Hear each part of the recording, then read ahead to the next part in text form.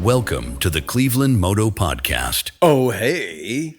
Welcome to episode number 546 of the ClevelandMoto Podcast. Light them up, boys. And they're off. To my left tonight, Sean Noel. and to his left, Dan Kroenke. and behind mixing board tonight, Steve Sleepy. and next to Sleepy, Johnny Mac. and not so clean shaven tonight. And rounding the corner, Shanky Smith. Shanky, and behind the bar. Tom Pennington. Hey, we're all here. Hail, the gang's all here. Am I actually in there? Yeah. Yeah, you're we're, in just, there. we're just keeping you at Actually normal in there. volume. That's there fair. for you. The If I start snoring, let me know. Well, yeah, Tom had a very rough week last night, and he does not need to apologize for sleeping.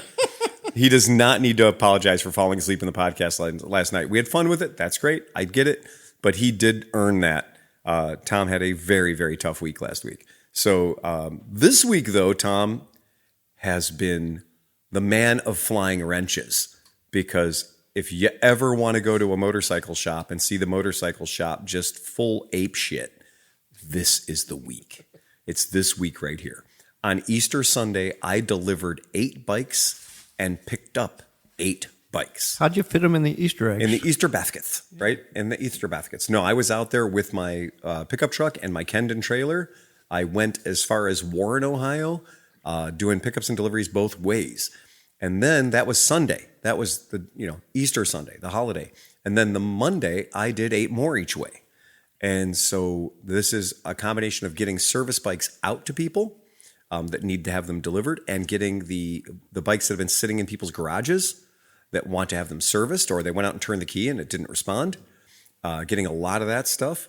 And Tom right now is just like every day, it's not just the bikes I'm bringing in, but today I think 6 bikes got dropped off for service. It was a very, very busy day at the shop. So managing to keep up with all that, it's been something. It really, really is kooky. But the good news is Nick showed up, and I'm hoping that Nick showed up. And Nick showed up. New Nick? New New Nick. Nick. Oh, New Nick nice. showed up, and he Handsome showed up, Nick? and he's like, "Hey, I got a job, but I'm only working. Like, I've got some free hours." And I said, "That's great, Nick. I hope you're here to tell me you're coming to work tomorrow, right?" And he's like, "Well, yeah, I'm ready to start. I've got a job where I can have some time and I can give you guys some hours. Those are the words I want to hear."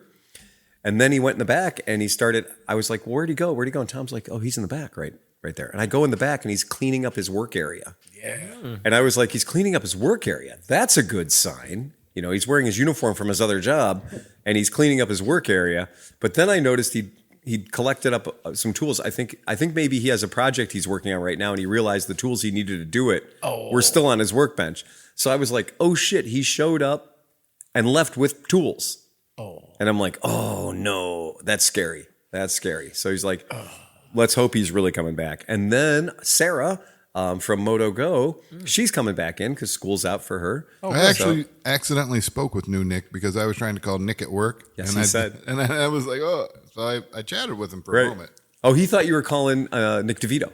No. That was the confusion. So that's okay. So he said he said you called him. That was great. He actually said, he goes, I thought I was going to run into Johnny Mac here when I showed up. And I was like, oh no, but that's so yeah, we would be thrilled if we had two more wrench slingers, man. That would be great to be back at full strength again. Wait, who else? Sarah and New Nick.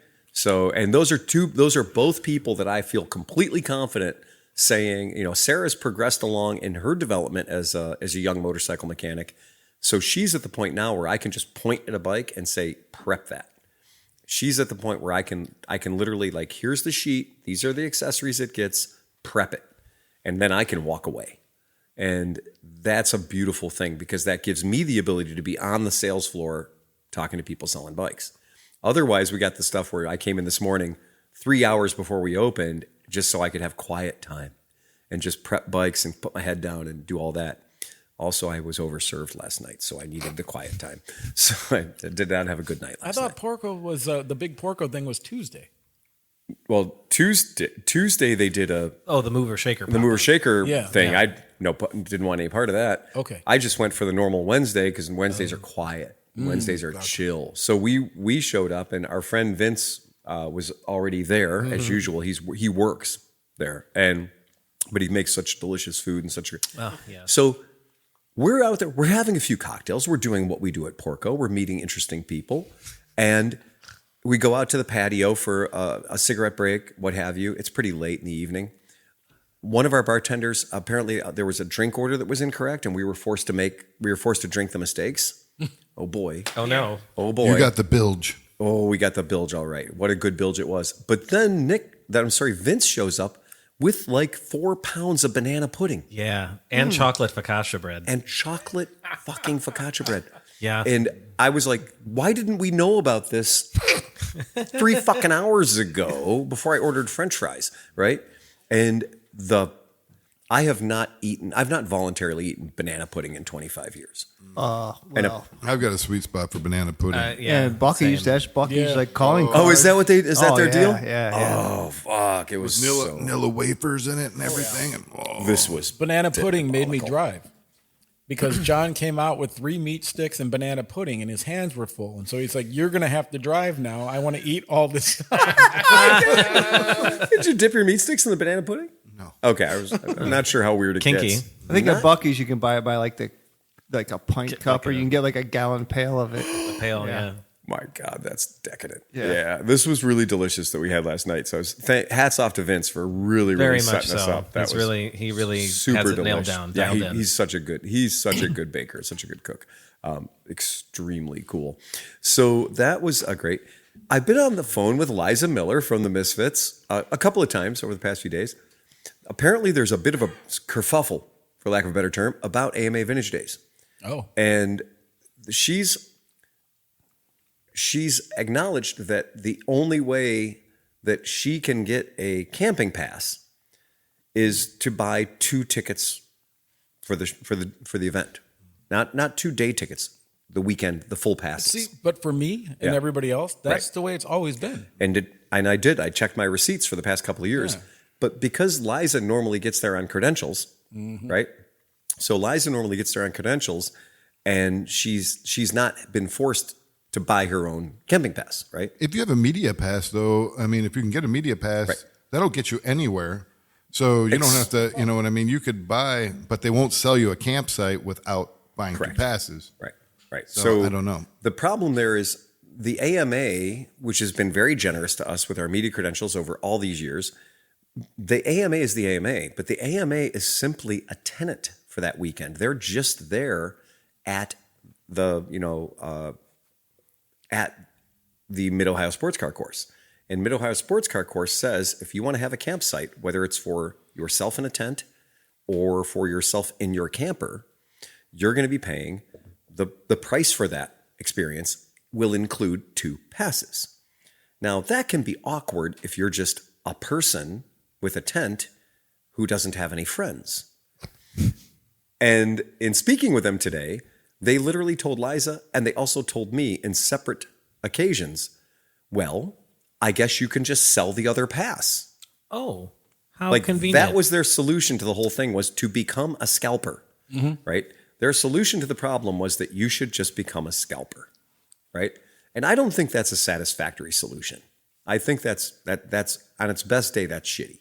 Right. And the fact that they don't think that one person can camp Exactly. is kind of weird, especially when you're having a motorcycle event Right. where guys actually ride in on their motorcycles. Well, if I buy tickets to the Henry Rollins show, they're not going to make me buy 2 tickets to the Henry Rollins show, right? Right. I can't just be like, oh, well, you have to buy the minimum quantity of tickets that one must buy to attend this event is 2. I don't know, man. Ticketmaster's been doing that thing now where you have to buy the seat. You have to buy 2 seats because they don't sell solo seats in weird positions. What? You haven't seen this? No. They do this thing now where you have to buy.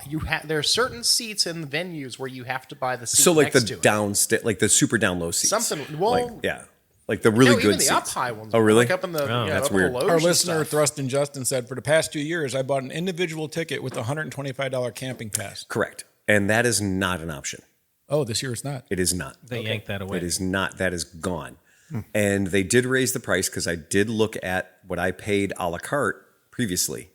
And so that seems to be the pain point for a lot of people, is that it is about $45 more expensive this year to do the tent camping plus 2 tickets, plus 2 general admission for the weekends. So there is an increase in the price. And what they're saying is we've gotten rid of the surcharges. We've gotten rid of the $10 filing fee or whatever it is. But that still doesn't equal anywhere close to the same amount of money. So I get it, but I do think that I'm sensing a singles mingle at the front gate. Yeah. I'm sensing people buying just an admission, Right. and then plunking their tent down wherever they find some open grass. Yeah. Yeah, but now the guy comes around. 'Cause I Well- almost fought the guy last. But hold on. But to clarify that, that's the campsite. Oh, And so what Pete is talking about is in the various parking areas. Oh. So it is not uncommon for people to now be plunking their tent down in areas that were not traditionally part of the campsite. And on the Thursday before, those guys are watching those spaces like hawks. But at a certain point, and that point is about 6:30 p.m. on Thursday, where they lose all control.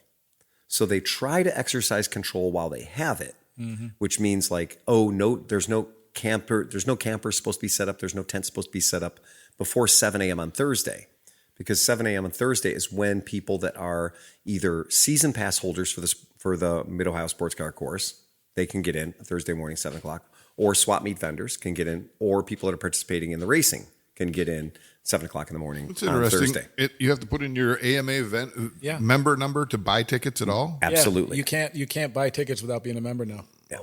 So it's compulsory. Wow. Yeah. They're going to So- get their $50, man. Yeah, they're going to get their membership fee. And Well, that's okay because you get all the services that come with that $50. I mean, What do you get? I don't even know. what you get, the biggest thing that everybody Get a talks magazine. about. Yeah, you do get. That's important. You do get the magazine. You get gotta tow, poop. you get tow service. That's the thing that everybody falls back on for like, why should I get AMA membership? I'm not a racer. I don't go to AMA events, so I'm not going to get like a $5 discounted ticket or what have you. It is the vehicle recovery. Yeah, It's and you the also towing. get an old Ride for Life T-shirt Very- that's been laying around. It's a, so there's a lot of reasons to join the AMA. There's a ton of reasons to join the AMA. I do understand people that say that doesn't suit my needs. But what they've always done for the past many years is said, okay, well, if you, and I believe even with their program, you have to be set up on the automatic renewal, like the credit card automatic renewal, to get the free tow job, right? So, that. I wonder. Same as downtown.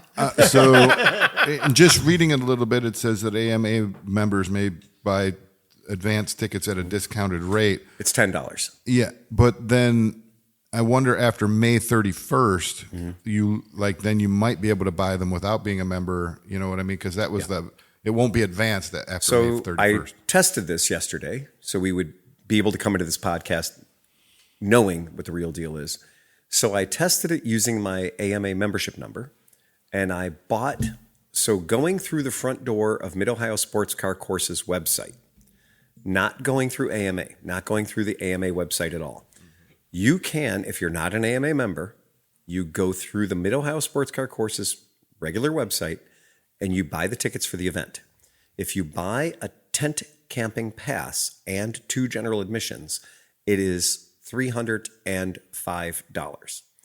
If you go through the AMA page and you use your AMA number, you will buy your tent camping space with 2 general admission passes for $295. There is a $10 difference between using your membership number to buy tickets through the AMA's website, which will punt you to the Mid-Ohio Sports Car Course site, but give you the $10 discounted price. Whereas if you go in through the Mid-Ohio Sports Car Courses site, you will pay $305. But you're still paying $40 extra to save 10 because you're spending $50 on your membership to If save you're $10. already a member anyway, Oh, yeah, if you're a like member. I bought my membership for 5 years at a whack, right? Right. So I'm already a member anyway. So I wanted to test the system yesterday. So I bought 1 campsite and 2 general admissions. We're going to call that the Chuck Wagon, Tom and Becky, right? So I bought that not using my AMA membership, going straight through Mid-Ohio. They took my money. They sent me the confirmation. That was $305.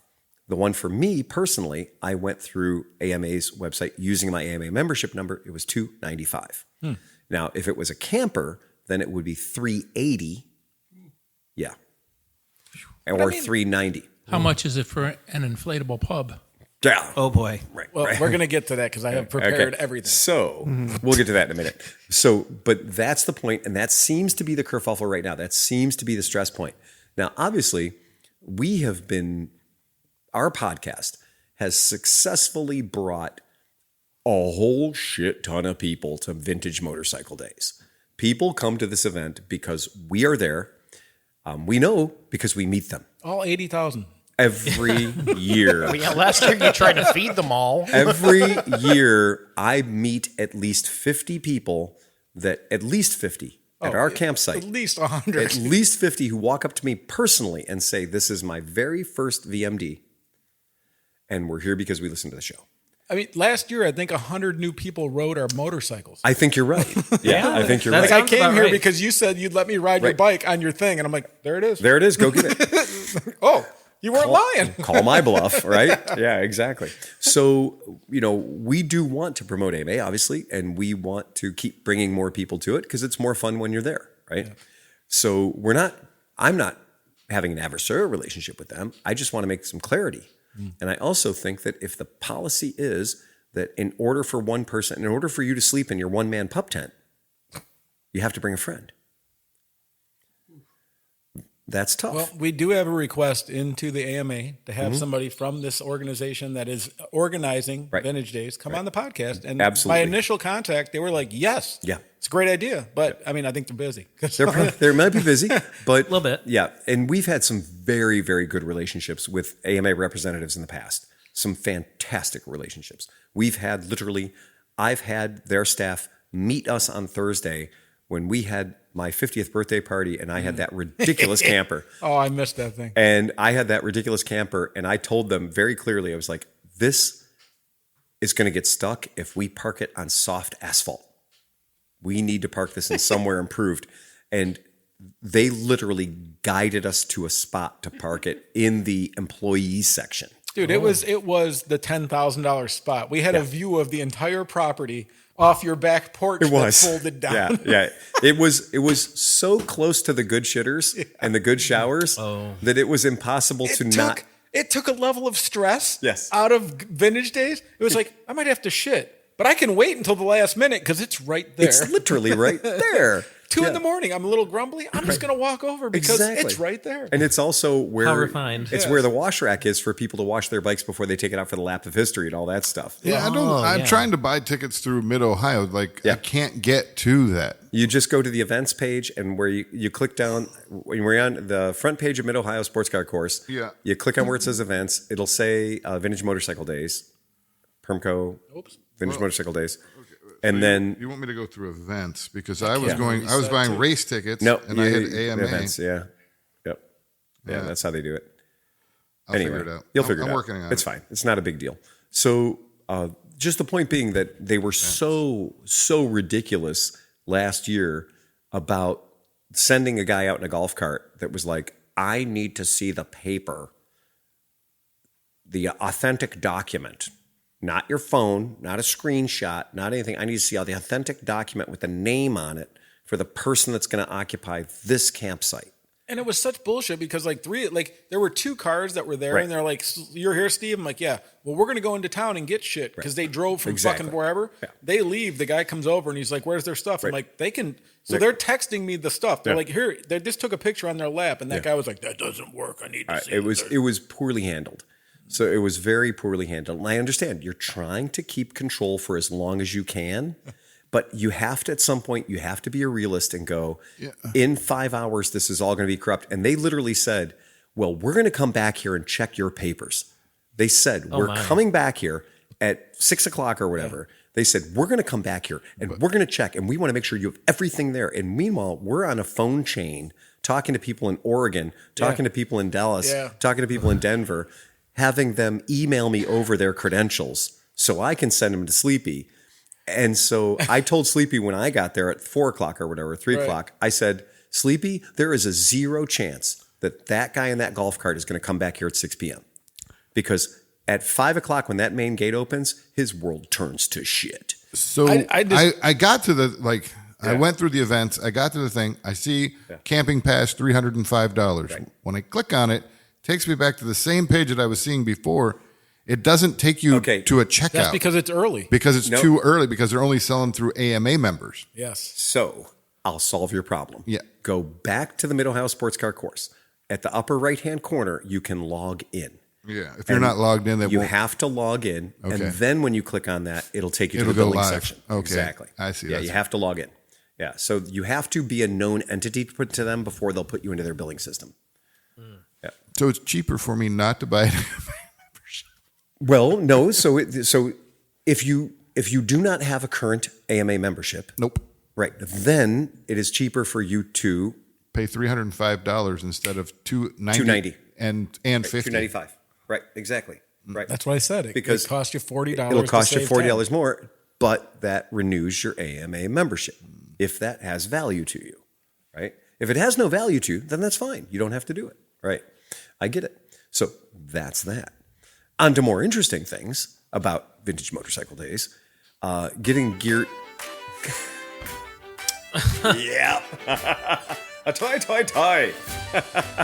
Oh, would you like to stop up to the bar and get yourself a fresh Guinness? Well, I think that's what we're going to need. Oh, my Lord. And there's people already jumping on it. Come so on in. We got shade. This is one of the most important announcements we've ever made.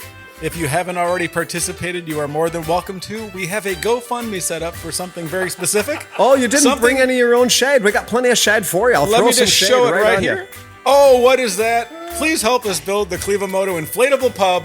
Not some Chinese piece of bullshit, but a $5,000 30 by 20 foot fully inflatable pub. Wait, let's go to the inside here. That can fit many tables, lights, a bar, everything. This is literally, people have weddings in these The things. guy told me it weighs 921 pounds. Oh my. See, that's a problem. No, it's not. We It don't fits have on a the trailer. forklift down at Mid-Ohio. We got a lot of people. But here's the thing. We got $480 raised already. All right. And the guy said he might work with us if we get cash. Really? Together. And we have a dude in New Jersey, Dave, who said he would get it to the show. Wow. So, My God, man. we need the help from the audience. If you go to GoFundMe, look up Build the ClevelandMoto Inflatable Pub, and you can find it. And the cool part is if this doesn't go through and we don't raise the money, it instantly gets refunded. Like we're not out to try to scam anybody. And so we have a double bet. So in case one of us dies, there's an option. We have a backup. Yeah, so you will get your money or you'll get a pub. Right. One of the two things. One of the two. Well, I mean, there's also the possibility that we get enough money, but not enough money for this one. Maybe we get a different one. I mean, like Some kind of a pub will We'll be see. pub. Wait, we need a corporate sponsor, Shanky's Whip, and then we could put advertisement reach out. on the Chris, front of the Irish pub, Shanky's Whip. Chris, and then, I have a question. Yeah. Where does Shanky's Whip come from? Ireland. Whoa, wait a second. Holy you cow. mean that Shanky's Whip comes from Ireland? What a concept. And we're going to have an Irish pub? Uncle Mid-Ohio? Uncle Shanky, get on the horn. Oh my Lord. Wow, that's like 80. That would like exposing their, you know what? They'd be exposing themselves to 80,000 people over the weekend. That's quite something. And we can even fly a Shanky's flag. Oh, yeah. You think above. we wouldn't? With the right sort of support, and I'm talking about support, with the right kind of support, they might even have to send a Shanky himself Yeah. to come and make sure make sure their samples get distributed. And think about this. Johnny Mack gets to show off one of his many amazing generators. Oh boy. Oh, yeah. boy. Yes. That sound you hear in the background is the sound of inflation. Well, we're going to bring a 100-foot thick, 8-gauge cable, and we're going to put that fucker on the other side of Ross Road with a speed bump over it. probably God. only needs to have like 2 blowers or 3. I mean, Yeah, it's it probably doesn't not take that big of a much. deal. it's the whole concept of it is It's going to be awesome when we turn delightful. on, unplug it, and all of a sudden, This is what happens when you let me talk when I get drunk. That would be a really good idea. An inflatable pub. We could have ostrich racing. Racing. Allegedly. Allegedly. There's also a corner Allegedly. for the cafe angle in there, too. Oh, of course. Well, yeah, in the morning it would become the restaurant. Yeah, the cafe. Obviously. Right, obviously. I mean, look at the room. That has room. Bangers and And, mash all look at, weekend. and it blocks UV. You're not fucking getting go. a suntan. cabbage stew, cabbage everything. That's and I don't want to. I really don't want to gloss over that because at AMA, one of the most dangerous thing at AMA Vintage Days is not an 8-year-old on a GoPed.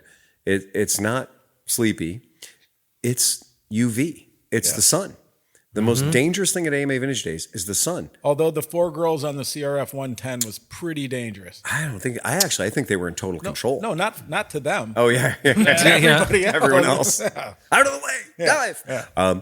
But not kidding, having a great place to hang out, having a cool place to just, spend an hour and get out of the sun. That's a big deal at Mid-Ohio. And I've already learned 7 Irish tunes on my mandolin. Oh, yes. So. Well, that was the other thing is the house band. Yeah. I'm expecting big things. Oh, big things. Yeah, I have a 2-hour big set. things. Yeah. I'm expecting big things from the house band. Oh, yeah. And then we can also yard sale furniture. We can just get, garbage, curbs, curbs. I've found. wanted to do that for years, like free couches. Right. Yeah. Free couches. Yeah. Go out into the hinterland and bring them back and All leave the them. bed bugs. Yeah. Catch and release. I prefer vinyl if I can find them. Catch and release couches. But the thing about we set up 4 Summit Racing 20 by 20 tents, Yeah, right? 2010, yeah. 2010. These things are monsters, and you can see our spot. You can see our FEMA camp from space Well, it easily. works to our thing because all together they weigh like 7,000 pounds, so they're not going anywhere. We add a 900-pound fucking pub to it, Right. We're set. Yeah, I'm absolutely convinced that this is going to be the magical hang for Mid-Ohio. yes. And the optics for a company like Shanky's Whip, the optics are going to be great because there we are at a premier motorcycle event. There we are with all these people and all these people from all over America. And we can even make it so you can't get in unless you're accompanied by an adult if you're under 21. So And you have to buy 2 tickets for every person. we I can have see it now. The Shanky's Whip armband. That all gets you the $300 motorcycles wow. lined up outside. Yep. Yeah. And then Sean's already figured out bottle service. He's got that on the Got a side. bottle service.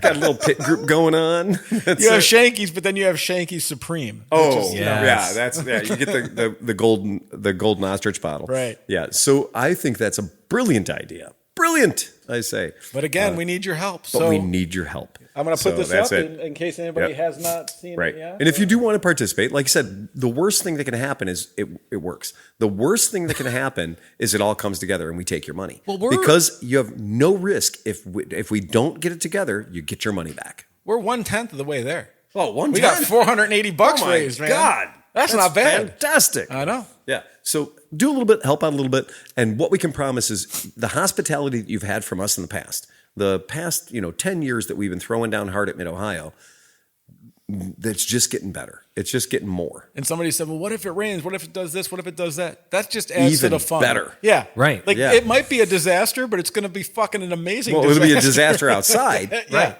And we can have the slip and slide outside. We can have the slip and slide into the Inside. pub. Yeah. But you'll Right. stay cool and dry. You'll with- stay cool and dry. Right. That is a great idea. And we will park. I'm going to bring some extremely sturdy ground anchors, like the 3-footers that screw in. Yeah, the dog ones. Yeah, I've got those. Yeah, the augers. Yeah. I've got a bunch of those augers, and we'll bring those augers in case we get visited by that fucking cyclone again.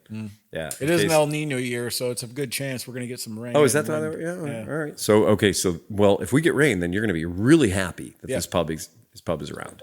So very, very excited about that. So you have to Super put the cool. generators inside whenever we're doing that. Yeah, dog houses for the generators Well, we outside. can make them. Yeah. 2x4s, put it over the top. Yeah. Well, we have Ooh, smoke machine. no shortage of pallet equipment. Oh, Lights. We need light. Oh, man. are you kidding me? If we said, hey, by the way, there's going to be a pub, bring your dopey, stupid plug-in disco lamps. This place will look like yeah. a rave. Yeah, that's exactly right. We're gonna end up on some other disaster YouTube video Well, we're thing before too long. teetering- We're like, yeah, bring your crappy lights and your generators that melt the plastic. It's gonna burn us all alive. I'm just going to say it. We're teetering into the territory of Mid-Ohio Sports Car Course might be like, What hey, the?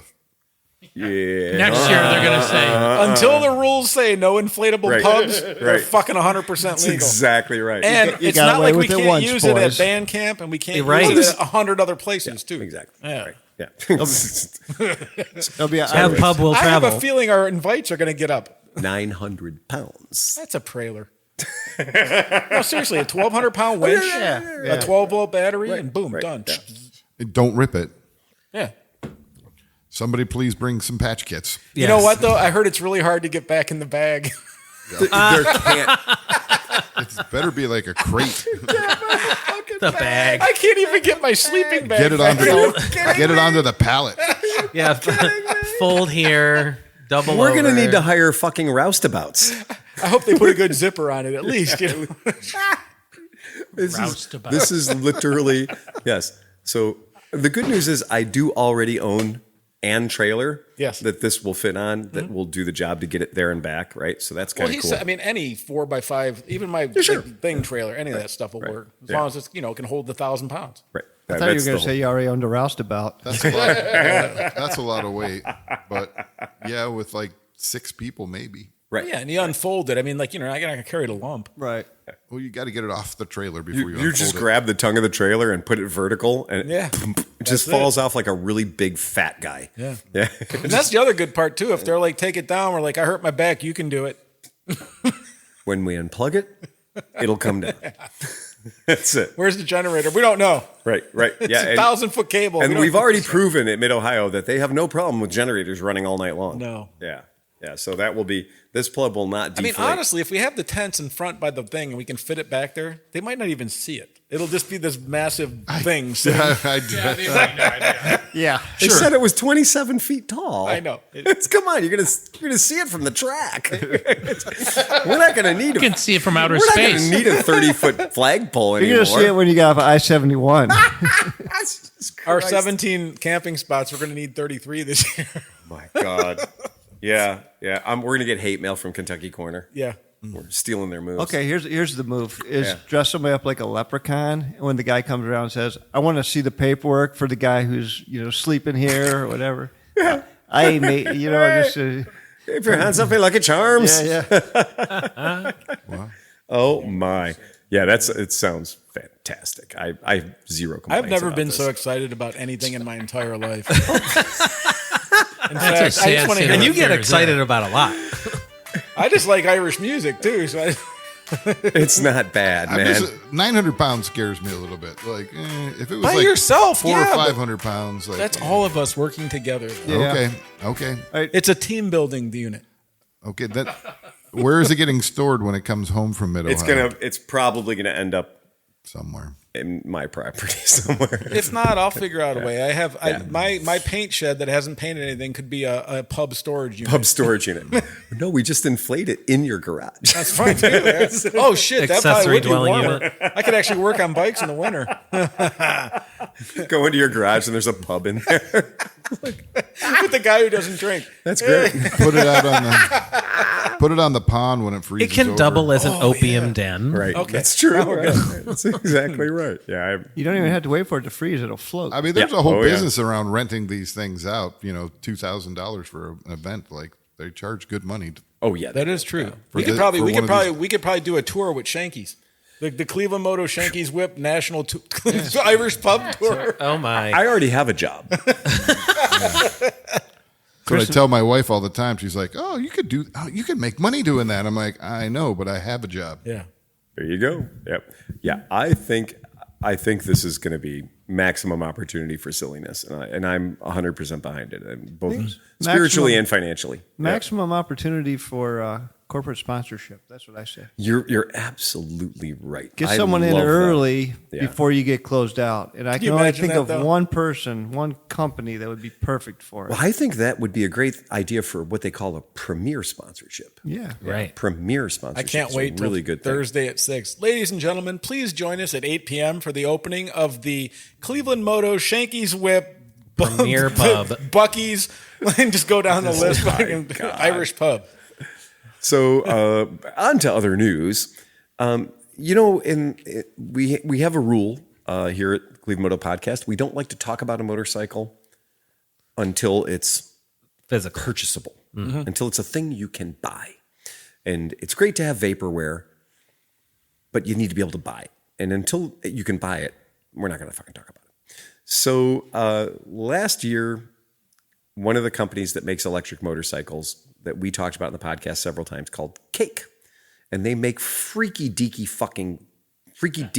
Belgian, Norwegian Freaky fucking. deaky They're Dutch. so Freaky Deaky Dutch. Yeah, they're just such a weird fucking thing. They are, if like IKEA decided we're going to make electric motorcycles, right? And they have, they have the, I'm going to get this right. They have the Maka, the Commute, the USA, the Buck, the Work, and the Cock. That's right, the cake cock. You can buy a cake cock. What colors does the cock come in? The United Colors of Benetton. Well, it turns out they couldn't fit the black one in the box. Okay. So, yeah. It is. Oh, it's K. To be clear, it's KALK. It is KALK. That's called. That's what he said. That's what I said. Cake cock. Okay. Yeah. Yes. Right. Okay. All right. So that's the one. Sleepy, go ahead and throw the picture up of the cake cock. It's not the first time we've had a picture of a cock up on our website, but there is the cock, and so the idea is it's minimalism. It's just it's cubist. It's odd. It's weird, right? And these guys went bankrupt. Shockingly, an electric motorcycle company that went bankrupt. Honestly, I think that's a law. You have to go bankrupt if you're an electric motorcycle company. Harley Davidson has found all kinds of ways to lose money on the live wire. And what was that fancy silver one that everybody was going nuts for? And now you can see them. Sondors. Sondors Metacycles? Yeah. Yeah. Oh, there was like $8,000 buys. And wait. If you be real quiet, you can hear people fucking hating them right now. Yeah. Like they failed to deliver, and they went from so much, this is going to be the greatest thing ever, and so many people pre-bought and paid for it, and then it showed up, and it was hot garbage. For a lot of people. A lot of people had a very, very bad experience with that. Marketplace will show you the value of those. I've had people call my shop and be like, I want to trade this in for anything. Mm-hmm. And I was like, I don't want it. I'm not going to give you $1 for it. I give them $100 for the wheels. They are spokes. Okay. So the deal with Cake is that Cake went bankrupt, and lucky for them, they found a fella who was willing to come in and spend some money. So again, now this time it's the Freaky Deaky Norwegians. So the Freaky Deaky Norwegian company, Briggs Holding AS, bought the brand and bought the intellectual property. And instead of just scavenging it for parts and bones and doing what most of the time does, they're going to keep Cake alive. Okay, that's the idea. And these guys are not just an investment group. They're not just investment capital people. These guys are an automobile retailer. Okay. They are somebody who's already in we take things with wheels and sell them to people. And that's where a lot of these things like Vectrix and stuff in the past have fallen on their fucking face and cost everybody a huge pain in the ass. So that's kind of neat that they're coming back with people at the helm that are automotive people, that people understand about that. Better for distribution. Much better for distribution. And what I did see that I thought was interesting, though, is they are talking about doing a direct-to-consumer product reaching into markets like the United States.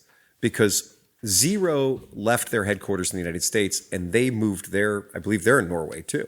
So I believe Zero moved their world headquarters is now European-based. But the one that I'm kind of hoping for, the one that I think, man, if this thing actually shows up, I'm going to be pretty happy about it. And and I'm bad with umlauts. So it's the OISA, the umlaut O SA. And this thing. Not an OSA. Not an OSA. Not an OSA. ISA? Yeah. Yeah, ISA. This is the one that from day one, I have thought this thing was crazy. Crazy fun, crazy cool. $5,900 is the projected price for the United States market. And this is not something that, you're buying vaporware. This thing already exists. People own it. People are riding it. It's a thing you can buy, but it's completely fucking modular. So the spine of it is an I-beam. So you buy the components and you slide the components onto the I-beam. So it's like a slate truck, but a bike motorcycle. Exactly. Okay. And the idea, if you want to throw this up, is it is completely fucking modular. So you can put one seat on it, two seats on it, a box on the front, a box on the back, any kind of thing you want. You can also run your campsite on this. You can run your DJ booth on this. So it's power in and power out. It's Gazinda and Gazauta. And I love this build idea. I like the idea of being able to change the vehicle's shape to match your job, to the thing that you need to do with it. If you need to haul your kid and also your kid's drum set, this is the vehicle for it. I mean, especially for Europe and places where like you don't have big distances to cross a lot. Like, can you imagine that? You could be a carpenter and take half your shit with you on an electric bike to work. When the guy who's plumbing my house shows up with a crossover SUV, an Audi, and he does the entire basement job, he does this entire bathroom job, and he's doing it. Now, granted, I had to go get the longboards, right? And the sheet, the sheetrock. But yeah, this is a European sensibility of you take what you need, right? You take what you need, and you don't need the F-350 if you just are taking a small amount of stuff to the job site.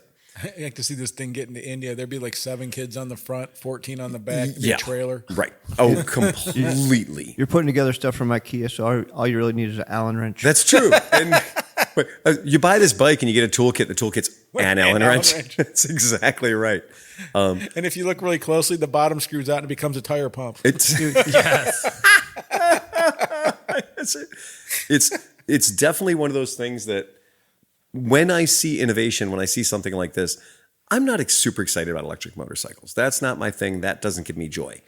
I'm not looking at this like an electric motorcycle. I'm looking at this as a bicycle that I can actually haul shit on. I'm looking at this as being an urban mobility vehicle. I'm not going to try to drive this thing to Columbus. That's not what it's meant for. It's meant to plug in while I'm sleeping, then use it to go to the place I need to go and buy the shit I need to buy and go home on it. And then stuff it in the corner of the garage until I do it again tomorrow. Kind of a neat thing. I love the ingenuity of it, and I love how it's modular. I'm distrustful of the battery management system and the battery itself, because you can replace a motor, but when you get down to the software, you get down to the charging and discharging of the battery, that worries me. But that is everything. But I will say this though. Being in that type of a unit, being that modular, the battery is not so much of a concern now because it doesn't have to fit into anything. Like if they have if a new battery technology comes out, he was pulling a trailer there. I mean, you can look at it. It's a box. You could stick any kind of battery you want in there. Well, they're welding off of it. Oh. Okay, so I'm saying they're not welding on it. Right. They're using it as a power supply for their welder. They're inflating a. They're inflating a fucking bounce house. That's what was in the trailer.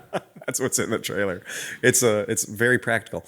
They've got U-rings on this thing, so you can carry 2x4s. So you can carry boards and stuff. The configuration ideas are just super great for an urban environment where so many places are not car friendly, and for places that aren't car friendly, you can rip around on this thing. Plus, park it on the sidewalk, not pay to park it right in front of your job site. If you're a bartender and one of the biggest things, if you're a bartender or bar owner, you're going to liquor store, you're buying racks and boxes and bottles and everything else. And if you want to go, look at this thing with the 2 boxes on the front. Yeah, you're bringing back 40 bottles, no problem. Think about all the surfers. I've seen the surfers with Vespas with the side racks and carrying their surfboards. This would be perfect. This has them. I mean, it's already part of the game. So this, I think, is a very innovation. It's a very practical innovation because the middle of it, Pete, to your point, the middle of this thing is a jackery. So the device right in the middle of it is a portable power station. It's a gasless generator. It is a power supply. That's what's in the middle. And you can take that power supply out and you can take it in your house. You can take it, like if your house doesn't have power, you can take the power supply out and it becomes the power for your house. Well, what's really cool is if you get totally sick of the electric thing, you could throw a Predator 212 in the middle and be happy as a clam. Well, and Pete's right. The weak link of every electric bicycle is power control board, the electronic control module, the engine management system, and the battery management system. Those two things are what we saw when we were dealing with the NIU electric scooters. Those were the fail points. That was always the fail point. And if you can get something where we're saying, okay, the power supply in this thing, it doesn't need a battery management system because it is a portable power generator. That's what these are. generators exist that have gasoline motors that make electricity, but generators also exist that you plug and you charge with, hours and hours of electricity and then take them with you. And there isn't any gasoline happening to bring your power where you're going to the job site. And that's what this is all about. I think that's pretty fucking clever. Pretty neat. And I'm quite impressed. So I'm happy to see that somebody's seen the value there and is rescuing this shit. Because if it is the kind of thing that they're going to pull off and they're going to continue making them, because they have sold these. This is not vaporware. This is a thing people own and people ride around on. Cool, can you buy one today?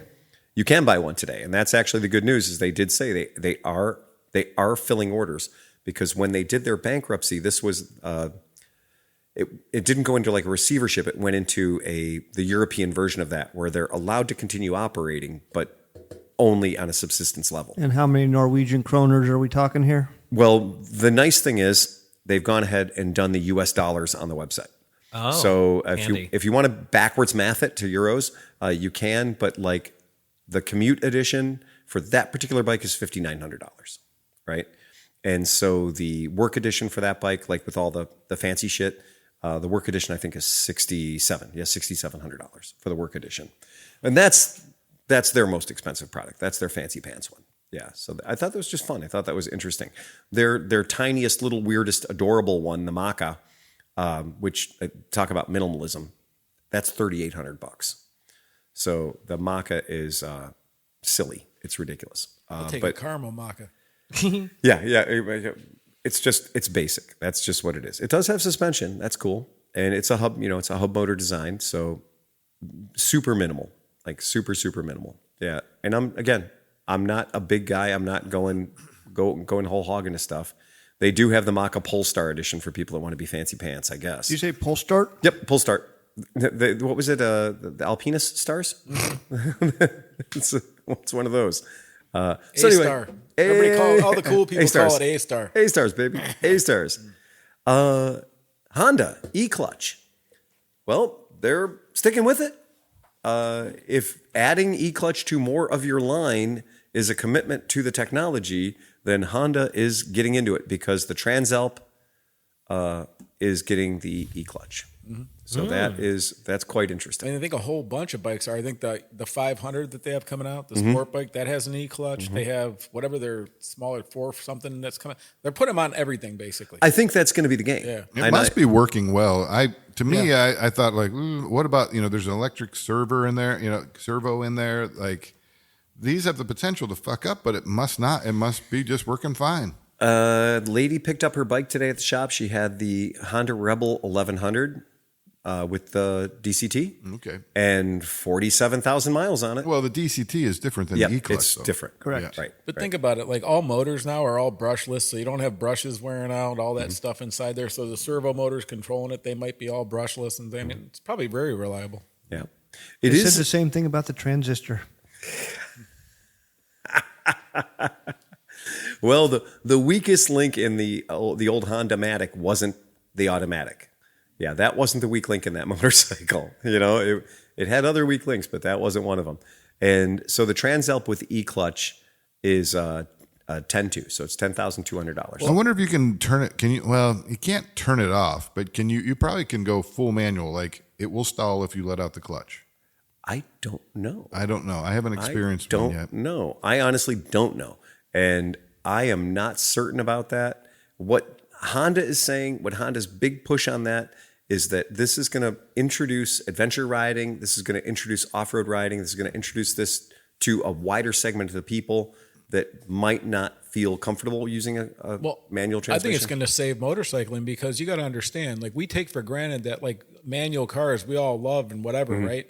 But there are my daughters have no fucking clue of what a manual. No idea. So then to them to hear about shifting a motorcycle where you're already scared because if you've never ridden anything on a street, people don't want to do it. But now if you're like, well, you can ride a because somebody might not like a scooter if you're a tough guy. But now if you want to ride a motorcycle, you can actually do it without it. It might open people up to actually riding bikes again. And Pete might have something to say about this, but I'm trying to imagine a situation where I'm like off-road. And I've been on like some hill climbs where I actually had to like feather the clutch, like it was going to stall, but I just kind of like give a little but it's not going to stall It because can't stall. it cannot stall. That's like the that's- so you're never going to have to Right, really. that's You're why- you can't say but I won't be able to do that. You won't need to do that. My recluse clutch, always the in the right recluse gear, clutch, too. the recluse clutch. One of the amazing it- things about it is I couldn't stall it. He's saying always in the right gear. Do you mean that? Well, it won't auto shift, will it? Mm-hmm. It'll auto shift too. Mm-hmm. So It's going to be like driving an automatic transmission car. it's full everything. You can do what you want. You can either use the clutch. You can do it. Hopefully, you can do it all manual or not. You know. That's the premise. That's the whole idea, And usually this kind of technology comes at a premium. This is $200 more than the regular Transalp. They're probably quickly going to not have. It's going to be on everything. There's not going to be a down. So I have a friend who's an instructor with the Ohio Motorcycle Safety Foundation, and we had a chat about this, and he's talking about more and more of the people that are coming into the program that are getting their motorcycle endorsements are saying, well, do you have motorcycles at the training center that are clutchless? Do you have motorcycles, automatic transmission motorcycles, for me to use in the training program? Because I'm not going to be a clutch person, right? Now, we would not think it weird, to send our loved one off to get their car license. We would expect they'd be able to take their car driver's test in a automatic transmission car. True. Right? Mm-hmm. Nobody ever says that we're not forcing you to learn how to use a 5-speed. We're not forcing you to learn how to use a clutch. It's been this way for a very, very long time. It's normalized, right? Yet in the world of motorcycles, every motorcycle training program that I'm aware of locally uses small displacement motorcycles that have a manual clutch, right? It's just part of the experience. But more and more of our riding public are going to be clutchless. It's just the way it is. And when I was a young child, the default was that the car was a manual transmission. You paid more to get the automatic. Yeah. And boy, did that change fast. Boy, did it change quick.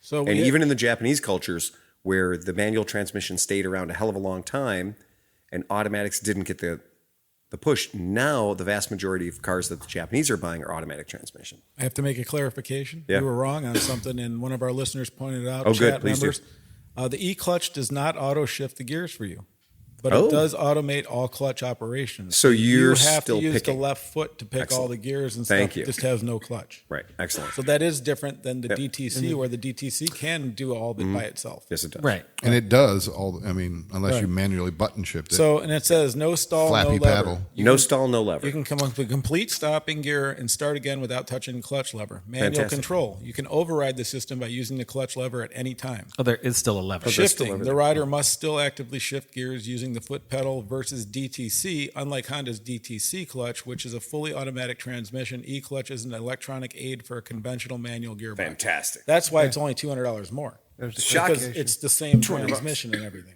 $200. So it's just an actuator. Yep. $200. $200 for a person. Well, And then the person can learn how to shift. They can learn how to use the clutch, but they don't have to. well, think about it. And then, so like basically my track bike, right? Right. It has a blipper. Yep. So I don't use the clutch on anything except for like leaving the line and whatever. Mm-hmm. And I guess if you need to, you could do it if you had to in a race situation, but you can override it there. Absolutely. So like that e-clutch could actually be on a race bike. Sure. Or a track bike or whatever you want to call it, and not really detract from anything. the first that's bike going it came on was the CB650, which was a pretty fast bike. Sporty bike, yeah. Sporty Super bike. sporty bike. And if you look at modern supercars don't have a third pedal. Right. Right. That's the, Flappy paddles. Yeah. that's the DCT again. Right, exactly. So I think this is great. I think for $200 more, this is going to open motorcycles to a lot of people. And now that I know that you can operate it clutch or no clutch, fantastic. Here's something about, you bring up the sports car thing. Sports car purists used to say that if it doesn't have the third pedal, it's not a real sports car. Right. You know, they really just disregarded Top it gear, completely. yeah. And then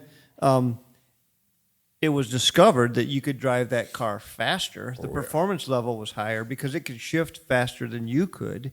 And then now it's become almost the standard. Oh, yeah. Just the way automatics have become You never seen somebody change their stance on something so fast than racers that are against something until the guy goes fast, and then the next week everybody has. Boy, that changes fast. Well, doesn't an automatic actually handle the power better than a man? I mean, it's easier on the car. You know what I mean? Power delivery is probably better through an automatic. I think you're right. But the DCT thing, they're also using it in Formula One. So when the sports car purists said, "Oh, it's not a real sports car," Right. well, guess what? The fastest cars in the world are using it. Using So it. what's that tell you? I guarantee it. Well, a human being is not faster than a computer. Correct. Sorry, Yeah. And I did. Casey Jones or no? I did get the chance to. What is that? Paul Bunyan. Bunyan, yeah. Yeah. I did get a chance to spend some time on the Rebel 1100 with the DCT, and using it in just the push button regular mode, sport mode, rain mode. John Henry. Yes. I was going to say we would have accepted John Henry's Henry. hammer. Yeah. It's a song. So I just riding it in that mode. It's just okay. I can feel it shifting. It is going through a gearbox. It is not automatic. It's not a CVT. It is not a slush drive. It is going through a gearbox, and it is shifting, and you can feel it shifting. What are you talking about on which? DCT on a Rebel 1100. Okay. So DCT on a Rebel 1100. Plenty of torque behind it. The DCT Yeah. actually has two clutches. Yeah. That's dual clutch Yeah. transmission. Clutch up, clutch down. Yep. And so you have all your odd gears, 1, 3, and 5 on one spindle. Yep. And you have 2, 4, and 6 on another spindle. And as soon as you disengage one, It's already got the other one two's stacked already up. in the pocket, ready to go. Yep. It's And whereas a standard transmission, you have to disengage one and engage two. So you got two motions instead of one. Instead of one. And that's why it's faster. it's crazy. You do that every time you upshift, downshift, you're down half the motions. I did it. I rode it on the Goldwing, and on the Goldwing with all that tonnage and everything else, it shifted perfectly. It shifted lightning quick. And putting it into the learner mode, like putting it into the eco mode, the shifts were there, but they weren't violent. It was soft. It got great mileage. It did all the things it did. You put it in rain mode. It was soft. It was gentle. It wasn't downshifting as violently. You put it in sport mode, different story. And hitting the manual button, so putting it in sport mode and you using the manual button on your own meant wah, snap, wah, snap, wah, snap. And you can go through the gears. You don't have to back out of it. You can keep the power on. Oh yeah, I was gonna say, do you have to? No. You throttle No. stays. Dude, there's You a reason just snap that the top button. fuel drag Right. bikes have an auto Exactly. If it's not completely automatic, Right. then the guy is just hitting I the up was button. on the Goldwing. I was like, yeah, I can totally understand the premise behind this, because now, even if you're kind of in the wrong gear, you got your wife on the back of the bike, you got enough provisions to last you the next 17 years. You're cruising down the highway in a Goldwing. Your gross tonnage is somewhere around 1,000 pounds, and you're making a right-hand turn up a super steep hill, and you're in the wrong fucking gear, right? And you're in the wrong fucking gear. The bike sorts it out for you every single time. That's going to take away that one YouTube channel with the guys in I the know. Alps that just fall over. The Alpine fall over Yeah. turns. Oh, yeah. Oh yeah. Believe me. So in the Goldwing, I really found that was super handy, and it was also handy. It's low speed parking lot maneuverability, right? Because you weren't fighting the clutch, you weren't fighting the friction zone. You were in first gear, and you just gave it the throttle, and it did its thing. And then on the Rebel, being a much lighter bike than the Goldwing, I was like, well, it's a cruiser bike. Let's see what this does. And I rode it around, and I was like, okay, let's give it the beans. Let's really see what this does. Let's see if this can be fun to ride. Yep, it can. 100%. Absolutely. 100% absolutely can be What's fun to that thing? ride. It's got like 100 and some million horsepower, right? It's a Rebel 1100. It's the Transalp motor. Okay. Yeah, it's a Transalp motor. It's dumbed down a little bit. That's the same one my pal Mike has. Africa Twin. Africa Twin. Sorry, did I say Transalp? Yeah, I meant Africa Twin. Yeah. It's funny because right before we came over to the podcast tonight, I was just down at the new Skid Mark garage, and Greg Castillo just picked up an Africa Twin with the DCT. Oh, really? And he offered to let me ride it, but it was on Columbus Avenue down there, and there was a lot of traffic. It was at 6:00, and I'm like, I'm not gonna. I didn't have my gear on. I'm like, I'm not gonna jump out here and ride it right now. Yeah. But he just offered it to me, and I wanted to ride it because I hadn't ridden a DCT yet. Right. But I didn't take the opportunity. I would have. Well, I still have the kind of failure point where I was riding the Rebel at low speeds and doing really tight turns, and it will shift in the middle of a turn. And I'm pet peevy about that, right? Because I don't like the bike when I'm low speed management on the turn. I don't like the bike going, okay, changing gear ratios now. Yeah, you want nothing upsetting anything. Well, and it's smoother than it should be, right? It's damn smoother than if I tried to change gears during the turn, right? We don't have the friction zone in and out. We don't have the lag. We're not trying to rev match or anything like that. So, but it still did it. And I think that it does it because it has to do it, because it goes, okay, dude, you're going 13 miles an hour. You don't want to be in third gear. So it's gonna pop you down into second gear. And so it happens, but it happens quickly and it happens very softly, right? And I didn't try doing that in sport mode to see if it would violently downshift whilst in a turn, or if it would know that it was turning, it would soften it up, right? Because in sport mode, it does kind of do it a little, it wants you to have the experience of like banging some gears. So even if it's fake, I guess. But yeah, overall, I think that's great. And I think that the idea that now the Transalp, because, putting it on the Africa Twin, well, that's kind of a premier product, right? Having it be on the Goldwing, that's definitely a premier product. Absolutely a premier product. When they brought out the CB650 and we saw the CB650, sexy 4-cylinder, 4-into-1 pipe, got this little box hanging off the side of it, got the clutch lever still there. Oh, okay, this is kind of sexy. They're going to try to reel in some younger riders on this one. I think the Africa Twin is a bike that, with that $10,000 price point, that Africa Twin hits a lot of buyers. I think that's a very approachable bike. The Africa Twin. I'm sorry. 18. Sorry, guys. It is the hardest thing in the world for me, and I've always done it. I have too. I've always done it. I'm really bad about confusing Africa Twins and Transalps. Absolutely. And I don't know why that is. Was the original Africa Twin a 750? Mm-hmm. That's why I'm having the problem. Yeah. Because the Transalp is now a 750. Yes. And so for me, 750 in my brain is Africa Twin. But the Transalp was also a 600. The Transalp was 600. It bumped up over the years, though. Yeah, it did. did. Then a 650. But so for me, for the American market, Transalps here were 600s. Yeah. So my brain hears 750 and immediately attributes it to being an Africa Twin.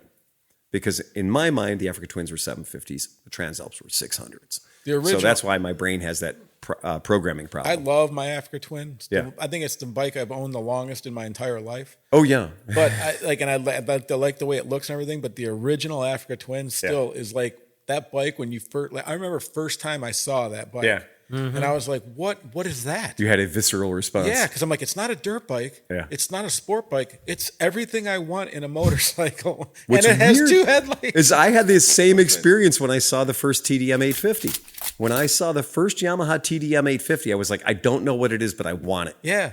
Right? Same kind of I have deal. no idea what the fuck it is, but I want it. Mm-hmm. Did you see the TDR 250, the twin two-stroke? Ooh. Two-stroke twin? I'm like, or no, they have an 80 too. They do, but that's not a twin. No, it's not a twin. That's a not TDR 250 twin.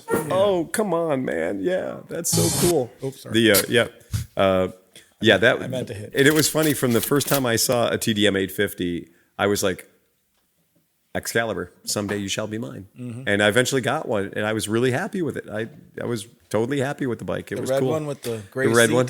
Yeah, the red one with the gray seat. Bike. I loved it. It did everything it wanted to do. Yamaha was way ahead of, like, those 2 early bikes were like the Africa Twin and that one were way ahead of their game, man. Oh, yeah, they were. And so was Absolutely. the Elefante. There was a whole bunch of like these early adventure bikes that never hit. Yeah. And then you see them. Like, I remember the first time I saw Elefante, however you say it. And the thing, I'm like, what fucking bike is that? And then I looked and it was like 20 years old. And I was like, what the hell, man?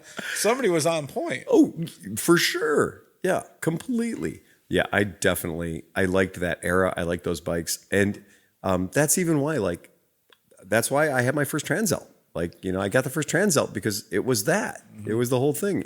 And it's not Perry Dakar off-road capable. Nothing. It's a normal motorcycle jacked up a little bit. But it's a V-twin. Dude, I loved when I was racing bicycles, road bicycles. I'd be doing these criteriums and stuff, and like the lead out bike, same guy. It was like a referee that also like reffed the race, so he rode next to everybody. Okay, was on a Transalp, like an original 600. Oh yeah, right. And he had like 52,000 miles on it just doing bike races. Yeah, because he let him out. He, anytime thing he'd chase people. It was, just. Oh, the first time I saw a Cagiva elephant, that was another one with a Lucky Strike livery. Is it elephant or elephant? There's an E at the end, so depending on where you're from, Depends right? what Hey, language Chris you Smith, why don't you put a smile on that face? You're sitting over there. Or with is your- there an E? No, it's with your just frowned elephant. upside down, Elephant. Yeah, it's elephant. grumpy There's old no E at man the end. over here. You're gonna get the grumpy old man award. The Kajiva Yike, elephant. yike. The Cagiva Elefante. Chris, do you want some bourbon? I do. I do love that bike though. What do you I got? just pulled a picture Yeah. up of it right now Yeah. because it's just the Oh. Lucky Terry Explorer. Bradshaw does- bourbon. Yeah. What year did that we come need out? some tenderizer for Chris. What year did that bike come out? Cagivas, I think they were 86s, maybe. They were. Think about that. Yeah. That's so ahead of the. Who was the first bike to have that look? It hit Cycle World. It hit Cycle World magazine on December 1st of 1985, so I wasn't far off. Wow. Yeah. So yeah. Wow. Peak Duran Duran. Peak Duran Duran. Yeah, I mean that's a Desmo. Yeah. Right. So it's the motor out of the Panta. So the Ducati motor. It was a cool bike. It was just a neat looking bike. I mean, what I know about it can fit in my pocket. Like I don't know much about the bike, but I just know the first time I saw one, I was like, gotta have that. That's cool. Just a neat machine, like just super fun stuff. I was just taken back because obviously those bikes weren't popular in the United Not in the States. US. Well, So I was that's just because- taken back that much cool shit was going on back then that I was not aware Well, of. who was the importer in 1985? I think it was. They had my asshole I boss have worked no for them in idea New York, who was importing those things. and they were talking about how they were scrapping bikes as they came out. They were taking bikes out of the box, and for every one bike they sold, they had to dismantle 2 bikes so they had parts. they could build them out. Yeah, And then by the absolutely. time he left, they said there was a warehouse in Brooklyn that literally had stacks of mid-'80s Ducatis and Cagivas that had been stripped for parts because they couldn't get any out of Italy. Yeah, that's not uncommon. Yeah, anybody who was around for the early Ducati days was of Italjet, bankrupt, same and thing. Cagiva owned them, and then Cagiva went bankrupt. Yeah, that's true. That was a yeah. It I was think, doesn't Piaggio own all of it? No, they don't own Ducati. Volkswagen owns Ducati. right, You'd have to be nuts to own a Cagiva. I got rid of mine. It's definitely of that ilk of being like looks super cool. Somebody had an 80s Elephant over at Skidmark just Oh, yeah. within really? the last year. Oh wow. I don't know if But they ever then- got it running or not. And then they sold it as a Ducati Grand Canyon for a very short that's period of time. right. Had That's that, right. Had It that was. dual gas tank, the dual flaps on top 2 of the gas flaps on tank. top yeah. of the gas tank. Oh, 2 headlights, 2 flaps on the gas tank. Come on. How does Sleepy not own that? That's It has crazy. all the good things. Yeah, that is all the good stuff. Yeah, super Was cool. it Ducati Grand Canyon or Cagiva Grand Canyon? I think it was Cagiva. I think it was Okay. branded as It Cagiva, but it was the elephant turned into it. Speaking of dual round headlights, I found a guy repopping them of the little Baja ones from Honda. Oh, for really? like $90 a piece. What? Everything I own is going to have dual headlights on it. Well, there were like 4 or 5 companies like Tao and TNG and stuff that actually just made those. Okay, Yeah, all And they right. popped them out. You can buy them off of partsforscooters.com. Okay, so and since we're on the theme of 2 headlights, Sleepy. Papio. Wait. Vavoom. Oh, hello. Well, wait. I gotta see. I don't know. No. Googly eyes. I'm a thumbs down. That on looks. it. It Those looks are like an vents. Are those vents? or dash, lights? dash, They're dashboard It HVAC looks like an vents. anime character. Yeah, I say it looks like it looks like a It looks minion. like you're trying to minion. direct the air look like from your lit up. car on yourself. They're snorkels. Yeah. They're twin intake snorkels, but it looks happy to see you. But it's funny because if you look at its little anime face, its little headlight is going. Ah! Looks like How to Tame Your Dragon. It looks like Toothless. Toothless. It looks like Toothless from How to Train Your Dragon. It is this is the first motorcycle I've seen in a while that has an honest to God Wait, face. Look at the wings. it's got it's wings. going wee. It's going wee. Yeah, they just need to do a toothless wrap for this thing. If they did a toothless wrap, it would be perfect. It's definitely one of those motorcycles that I'm looking at and I'm like, Somebody has Okay. to sit down the CFMOTO Is it guys. called the Voom? it is Yeah. called the Voom. Vavoom. Looks like the nostrils on an angry dragon. No, but seriously, somebody has to take the CFMOTO engineers and be like, listen, guys, that's going to work in Asia. People are going to love that shit. Right. you can do the same bike, but take the eyelashes off when you send it to America. I think That's they all care I'm saying. more about Asia and India than they care Right. about America right I don't these doubt it. days. Bingo. Yeah. Well, I also think if you offer the eyelashes here as a extra, you get like an extra $100 you can get eyelashes on it. They'll sell Absolutely. like crazy. They will sell like crazy. That's true. Completely agree. Yeah, it does look so much like Toothless though. It is crazy. Yeah, you have to do a lizard skin wrap on that thing. But about it, so you know why it's kind of significant is this is a 500cc, right? This is a 4-cylinder, right? It's got 40 newton meters of torque, right? This bike is, you know, I think this is going to be a really nice, pleasant middleweight sport bike for people. Looks better from the side. It does. It looks really good from the side. I actually love the way it looks head on, and I do like the way it looks from the side too. No, I do like it. Not good on the tail. That seat, like No, the seat is the seat is a war crime. Yeah, absolutely. The rear seat is definitely not anybody's. Well, they probably have a solo idea. piece where it takes out the. Oh, I guess not. Yeah, that's what I mean. That's what it is. That's what you get. So kind of a cool bike. I just thought it was a neat machine. The pipe is really high up there, It is, and almost into the passenger might feel it a little bit. Clutchless upshifter. It's bingo. a blipper. It's a blipper. Yep, it's a blipper. Yep, it's got it's a quick shifter. So remember I was telling you about ZX Moto, Yeah. right? So they have a 500 or a 400 coming out, and theirs are all sexy as shit. And what I wanted to say about this little bike with the 500cc motor is 0 to 60 in 4.2 seconds. So it's scooter speed. So, well, that's kind of been an issue with 4-cylinders, right? The 500cc 4-cylinders, you got to wring the hell out of them. Yeah.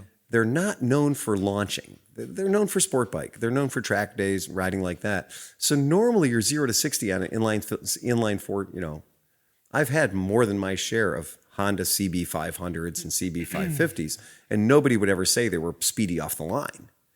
But 4.2 seconds, 0 to 60 is legit. That's torque numbers. Those are some big numbers. Unless their test pilot weighed 71 pounds, those are pretty spicy numbers. Good for them. I think it's neat. I think it's going to be a good bike that represents something that a person who's getting into motorcycles that wants a sport bike, but maybe doesn't want to be committing to an R6, or maybe doesn't want to be committing to a CBR 600R or a GSXR 600. I think this is a very, very reasonable, but still fucking sexy and fun sport bike. Well, you know what's going to be interesting? So, like, too many people, especially I see this all over the place on YouTube and everything, they just worry about what the CC says, and they don't take into what the bike is. So now that like all these twins came out and you have these 800cc twins, it's like, oh, 800 cc's, not realizing that, yeah, it's going to make the same power as like, you know, the 450, 500cc four-stroke. Correct. So, you know. Yeah, that's a big deal too. I agree with that 100%. I've never really heard that vocalized here on the podcast, but don't get hung up on the numbers. Right. The displacement. Don't get hung up on the displacement. Yeah, that's a big, what does big thing. 40 nanometers translate into horsepower? Let's do it. Let's do the math. Well, 58 kilowatts of power is what we're going to do. Newton meters are torques. Oh, I'm sorry. Survey says 58 kilowatts is 78 horsepower. Oh, that's significant. That is significant. For a 500. Right. That is significant. That's a significant number. And 49, let's To put that in perspective, my CB500X came in at 47 horsepower. Yeah. So we'll translate 49 newton meters into pounds feet. So 49 newton meters is 36 pounds feet.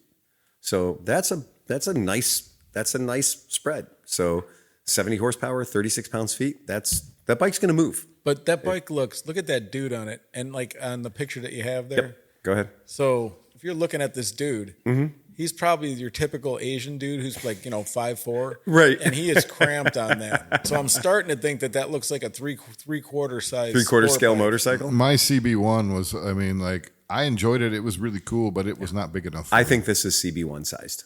Yeah. And which was Honda CB1 was a Hawk, all that four-cylinder 400. So it wouldn't be wrong for this to be CB1 sized. Remember Nick's little 400? Bandit. The Bandit No, 400? The Bandit 400, dude. Yeah. That was Renee's bike. That too. was a Renee bit had of a one. smaller bike, too. Yeah. Renee had a Bandit 400 and I loved it. Yeah. We got, as soon as we got the Bandit, when the bike showed up, Renee was like, I want a bike. I want my own bike and everything else. I was like, what do you think about that one? And she was like, oh, that's cool. And I was like, yeah, let me go talk to the guy. And yeah, we got that Bandit 400 for a song, but it was a blast to ride. It was a real good ripper. Yeah, good neighborhood bike. Nick sounded really good. Yeah. And then he had rust, so he had a pinhole was coming out of the copper tank. colored. Yeah, copper. But the Copper crazy colored. part was, I know he told the story, but it just reminded me that he sold it to a girl who flew in, jumped on it, and just left on it.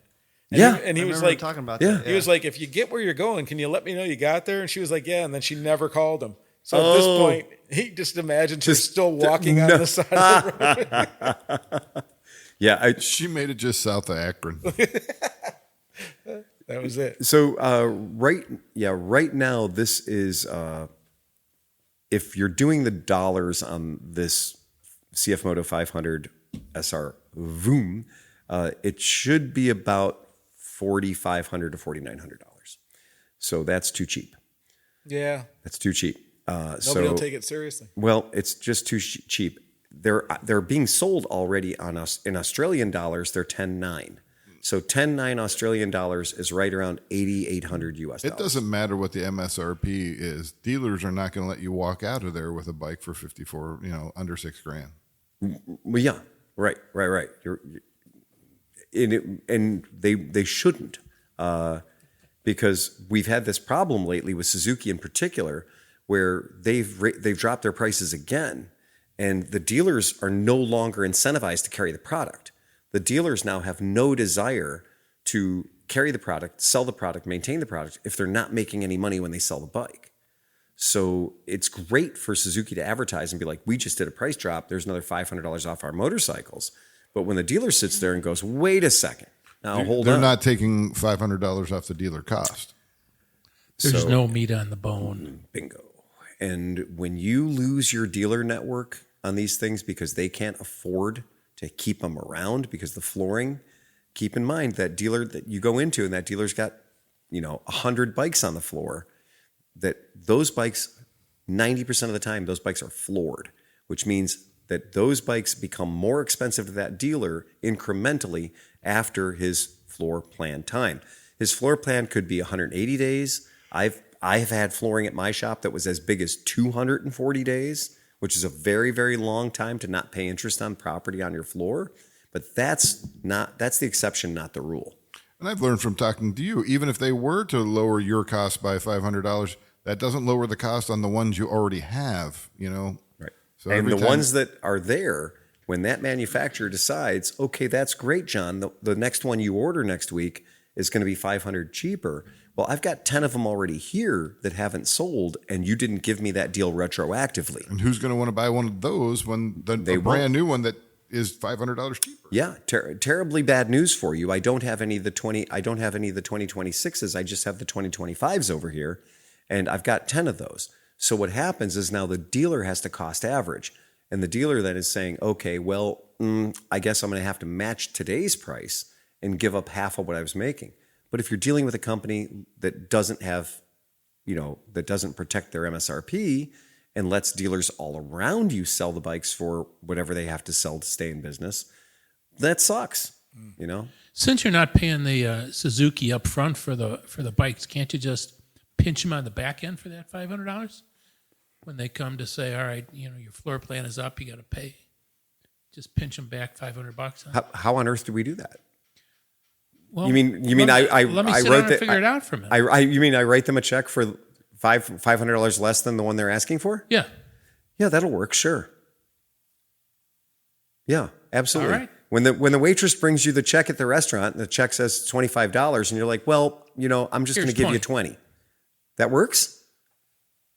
Well, they've retroactively fucked you around on the equipment that you already own. That doesn't work. Congratulations.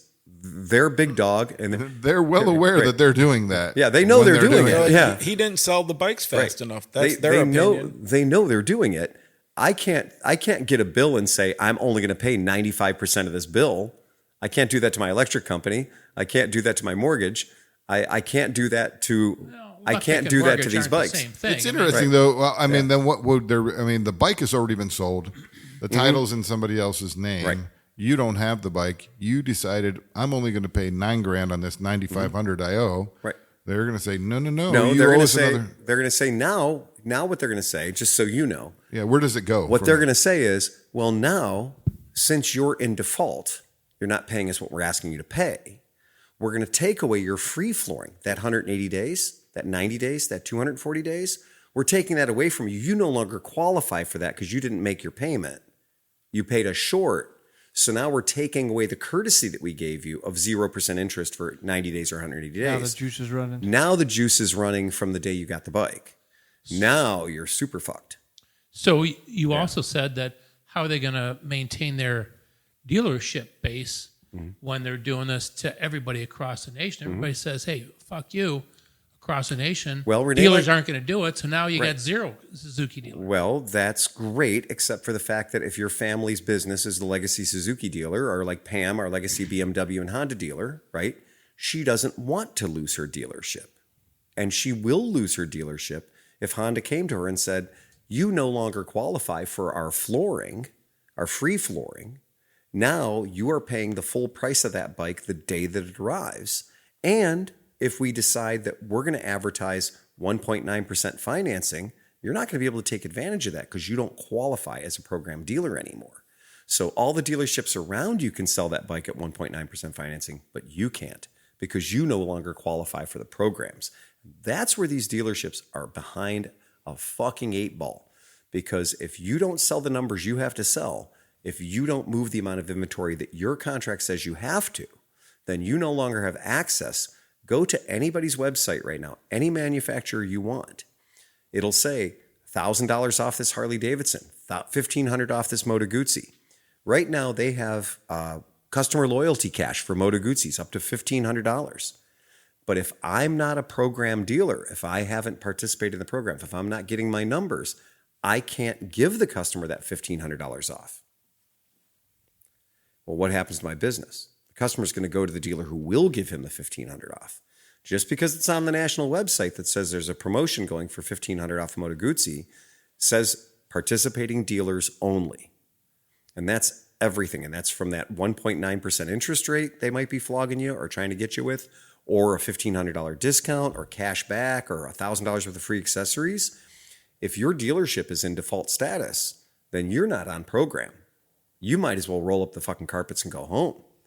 You better call Wells Fargo. You better call GE and tell them to come and pick those bikes up because you're done. You're out of business. That just happened. And that happens all over America. We lost 2 this week. 2 dealers that were in business for over 20 years. And that's exactly how it happens. Because they say the rising tide raises all boats, well, it goes the backwards too. And when all the other dealers around you are like, look, we're just going to liquidate. Let's get rid of these bikes off our floor because that bike's been over there for 180 days. And tomorrow I got to pay 8 or 9% interest on that bike. So now I'm paying the $10,000 the bike cost me to buy, but now I'm throwing 9 or 10% interest on top of it. That's an extra grand. And the guy down the street is selling that bike for $9,000. I can't sell a bike for $9,000 that I paid $11,000 for. Because when that financing bill comes due, when that floor plan comes due, that's $10,000 plus 10%. So that's now an $11,000 bike. I paid $11,000 for it. The fact that the guy down the street is selling it for $9,000 is not great. Not great for me. And the worst thing is National Power Sports Auctions exists because dealers have excessive inventory and they're willing to sell it. They're willing to give it to National Power Sports Auction to sell it for them at auction. They're paying a seller's fee and your buyer is paying a buyer's fee as well. So NPA is getting paid. The problem is all this brand new inventory is being sold at below cost and any dealer can buy it. So just imagine this. I decide I'm going to give a wild hair up my ass. I'm going to go down to National Power Sports Auction, and the dealer in Killbuck, Texas, CFMOTO dealer, went out of business. He's got his inventory sitting at NPA. These bikes cost $7,000 a piece MSRP. But at NPA, I'm buying these for $4,000 a piece, right? Below what any dealer in America can buy them for. But I'm there. I got my checkbook. I got a line of credit with NPA. I actually have a line of credit with NPA says I get 180 days to pay, right? So I can buy 20 bikes at NPA, National Power Sports Auction, for $4,000 a piece, bring them up to my dealership, sell them for $1,000 over what I paid. So they're $5,000 a piece. And this is a $7,000 MSRP bike. Dude, I'm the guy that's giving you $2,000 off a brand new bike. You might not care that I don't have a CFMOTO sign on my store. It's legal. Now, can the dealer managers do anything about it? No, they can't.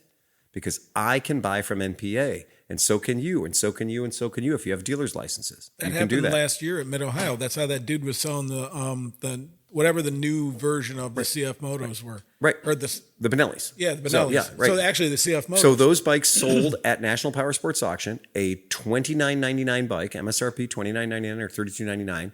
They were selling at National Power Sports Auction for $900 for a brand new bike in the crate, right? Brand new machine. Never been titled to anybody, MCO. And dealers went down and said, $900 a pop. I'll take 10. I'll take 15. I'll take 20.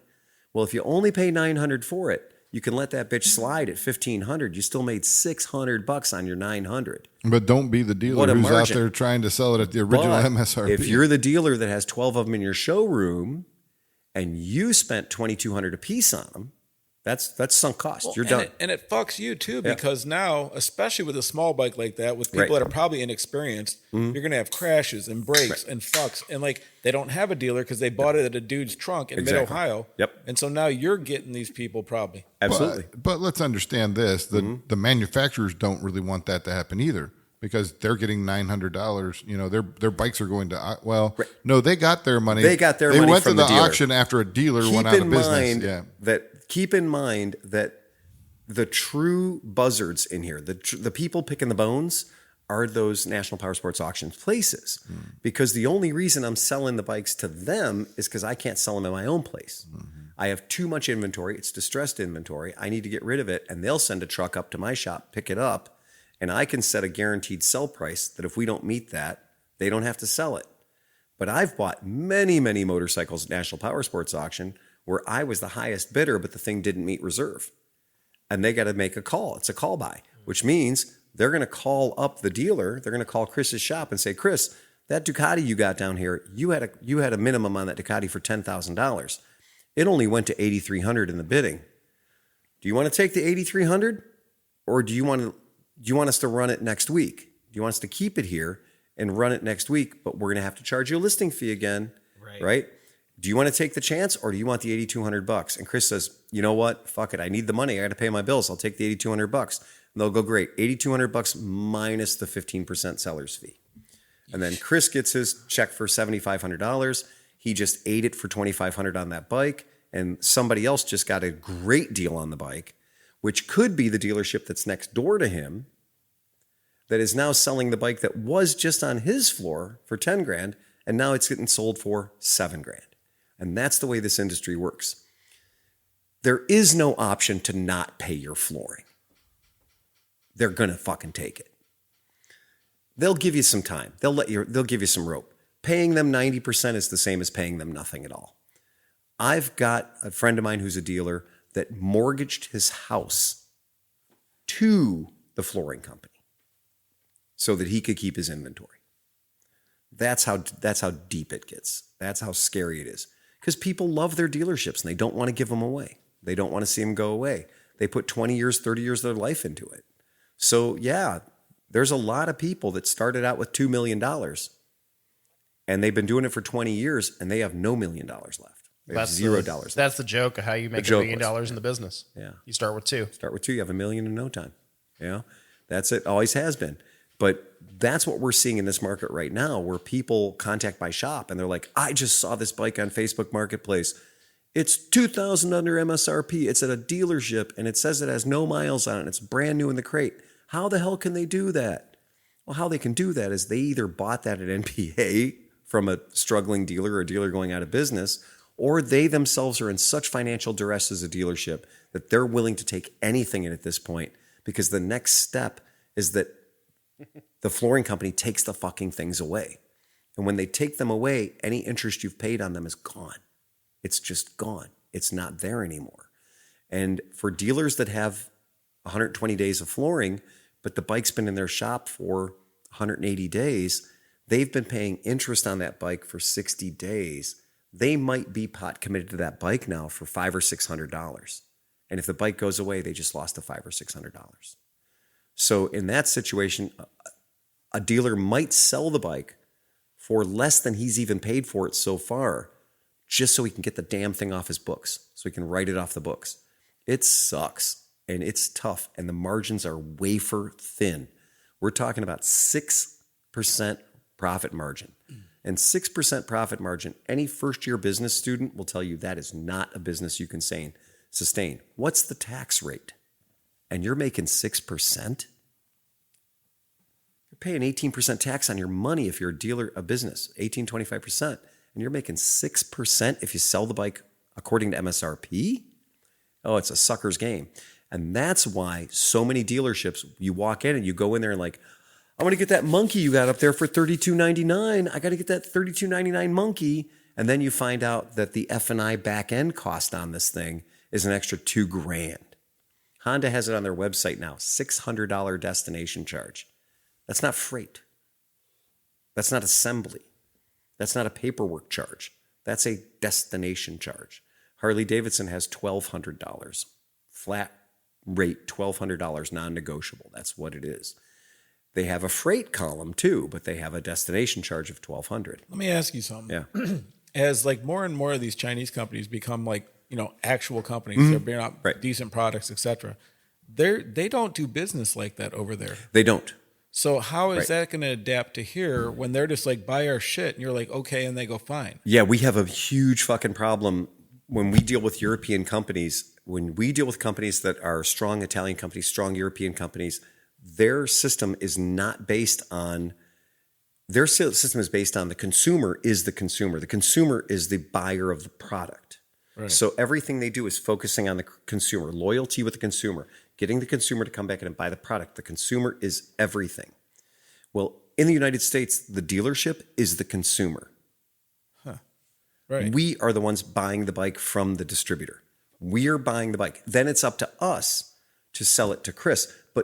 But the distributor does not give a fuck about Chris because I've already bought the bike. But that's my point. Right. So like with these Chinese companies coming in, more willing to sell directly to you or give you like things that's like that. That's going to be what's at that point you're incentivized to take a lot of these other brands compared to dealing with the fuckery that all these guys are doing to you now. Exactly. So do you think that that's going to change anything for you or no? I'm incentivized to take these other brands. No, because they're still using the distribution model in the United States right now because nobody's torn down the distribution model in the United States. So they won't sell direct. Like Sondors is the only one that was like, you buy the bike, we ship it directly to your house. Yeah. And if you look at Elon Musk and Tesla, in some states, Tesla was allowed to sell you the car directly to your house. A truck would show up with your Tesla on it, and that's how you got your car.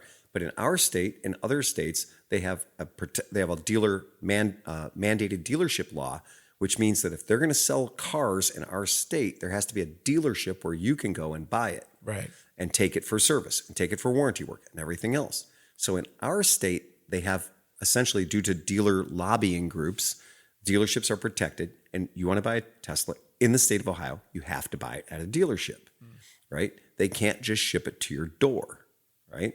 But there are certain things, certain motorcycles. You can order a motorcycle right now on Walmart, right? You can order a motorcycle on Amazon or Temu or whatever, and it ships right to your house. And the MCO is the numbers printed on the side of the goddamn box, right? Now, is that legal? Not according to Ohio law, it's not. Are people doing it? You bet your ass they are, right? Absolutely. You can do it. I have calls at least once a week. I have done it. I know you've done it. I have calls once a week that said a cardboard box showed up in front of my house with a motorcycle in it. Will you come to my house and build it for me? Yeah. Right? And I'm like, no, I will not come to your house and build it for you. Well, that's what that CSC or whatever, one of their things, you can buy like their cafe racer for $2,300, or you can buy a bike in a box for $1,795. Exactly. and you save $500. But it literally is like they got it shipped from China. They leave the wrappings on it, and then they just reship it to you. That is all it is. It is drop shipping right to your door. Yep. That is it. Now, in our state, With a cute name. In our state, that is illegal. Yeah. We have laws that make that illegal, but nobody's enforcing them, right? And if you're not sure about that, test it. Order a Boom Vader from Walmart, and I guarantee it'll show up at your house, and then you'll take the little MCO out of there, and you'll walk it down to the title bureau, and you'll be like, I bought this. And they'll give you a title for it. Yep. He turned into Forrest Gump. It's true. I bought this. I bought this motorcycle. It showed up in a box. So that is a legit thing. And can it change in America? Yeah, it can change in America, but they're going to have to tear the whole thing down. But because America is 50 countries, right? As long as states in America say, well, we have a law that mandates a dealership, right? Well, then all of a sudden, good luck. I hope you have a post office box in Pennsylvania or wherever they don't have that law.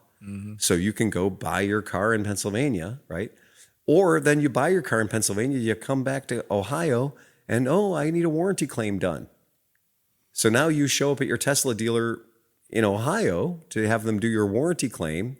Well, they may not have a warm welcome for you, right? If they're working on the thing, which they're going to have to fight to get Tesla to pay them back for their labor hours they put into it. And their mechanic says it took me 6 hours, but Tesla says it was a 1 hour job, right? Which is every warranty ever, anywhere. Bad news for you guys there. That's a profit center. And if we're charging $120 an hour for labor, a lot of these companies are paying out $50, $60, $70 for labor, right? For warranty work. So that's why if you think you're going to be sneaky and you're going to be like, ooh, I saw this motorcycle cheaper at that dealership 2 states away. I'm going to go buy the motorcycle at that dealership 2 states away to save $500. Yeah. Well, first time you need the warranty and you go see the guy that you didn't buy it from and he looks and sees your address is like 10 blocks from his shop. And we all know everybody. We all know where you got your bike, right? He's going to be like, oh, you got a warranty claim on this. Yeah, I think we can pencil you in sometime around 2028, 2029 maybe, something like that. Right. Yeah, there's no law that says I have to work on your bike. I can refuse service to any customer in the world. It's kind of disrespectful to customers that shop from you to put some dude that didn't ahead of them in line. Hugely. Yeah. Oh, how pissed are you going to be if you've been a loyal customer to me and you've done everything right and you're cool and you buy bikes and everything else and some guy wheels his, gefuckered bike in here that he bought somewhere else.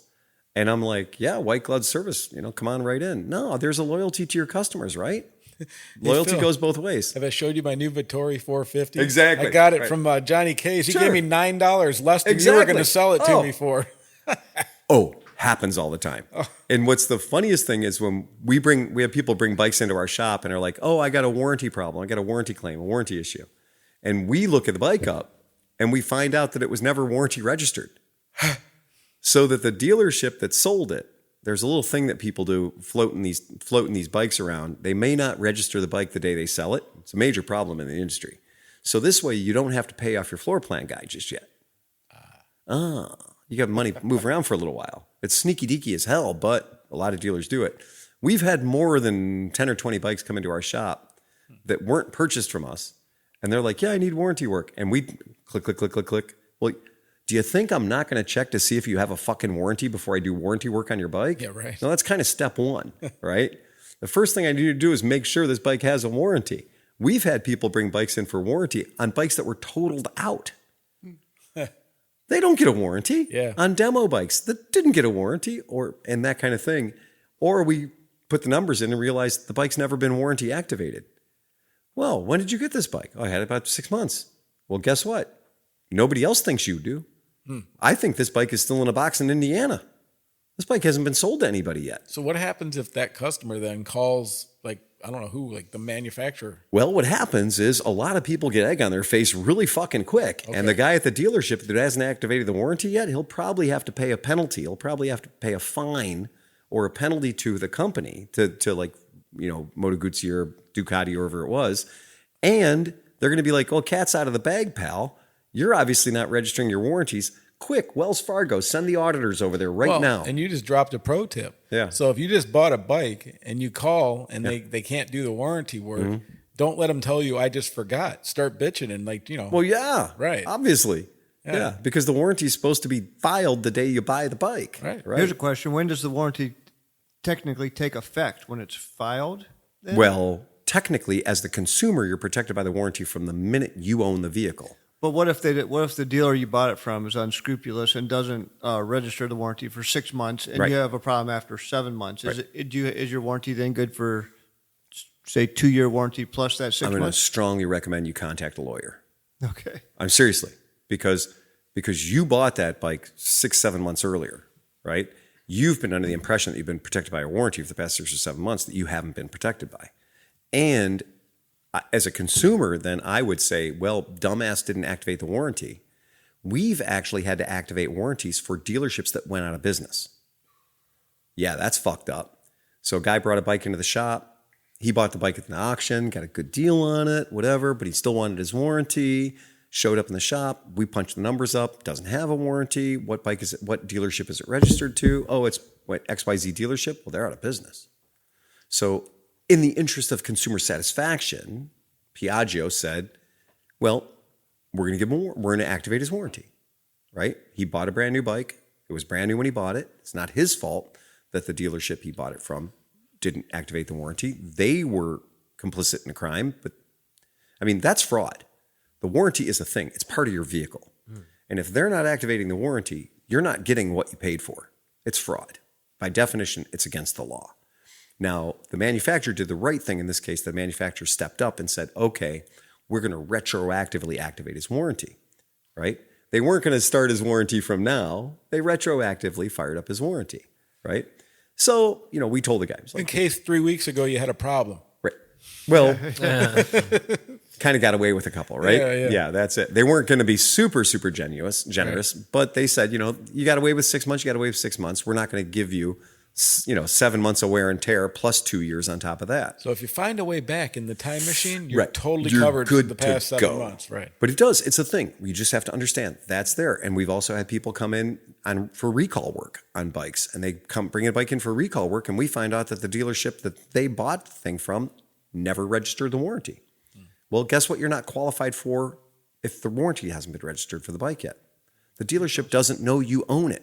Therefore, recalls are not covered because this bike, as far as they know, is sitting in a crate in Oshkosh, right?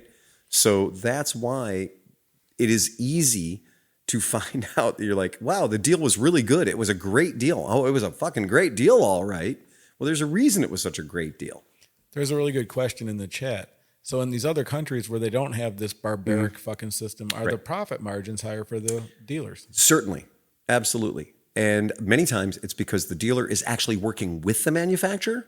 So the dealer is actually a representative of the manufacturer. So keep in mind, in Italy, for example, we'll use Piaggio as an example. It's just a really easy one to work with.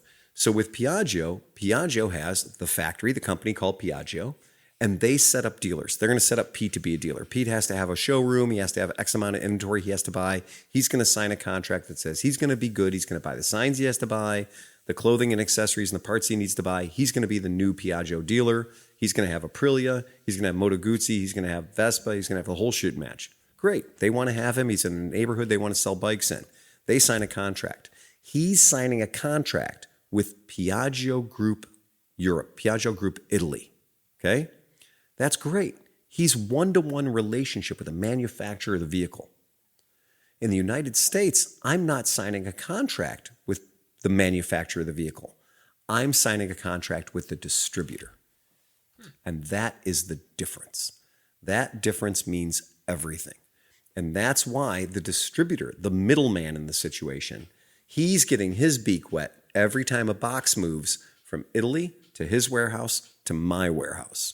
That's why my margin is smaller, because that guy's got an office in fucking Manhattan, right? Making money every time I sell a luggage rack, making money every time I sell a bike. That middleman, that distributor in the middle, is the difference between the profit margin we're getting in the United States and the profit margin Pete's getting in Italy Or if his shop is in Spain or if his shop is wherever, he's still dealing in the European Union. He's dealing directly with the manufacturer. In other places, he'll be dealing with whoever their distributor is. And the United States has separate distributors for Ducati, separate distributors for Piaggio, BMW, et cetera, et cetera, et cetera. So American dealers, by and large, make a smaller margin. And that's why American dealers will also see these things like all these bullshit charges, this what they call F&I, which used to be financing insurance.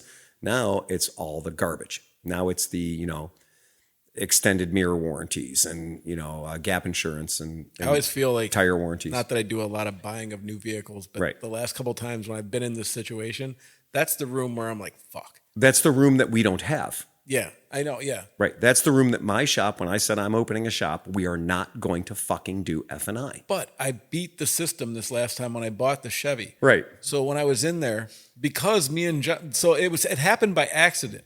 So I had to do the live thing. We set up a live thing. Me and John were going to talk about carburetors live. And so I walked in on the day that I was buying that truck and I was like, look, dude, I'm like, I have a hard out at 4. Right. I don't care if like we're making the deal. I'm walking out at 4. Right. I don't care.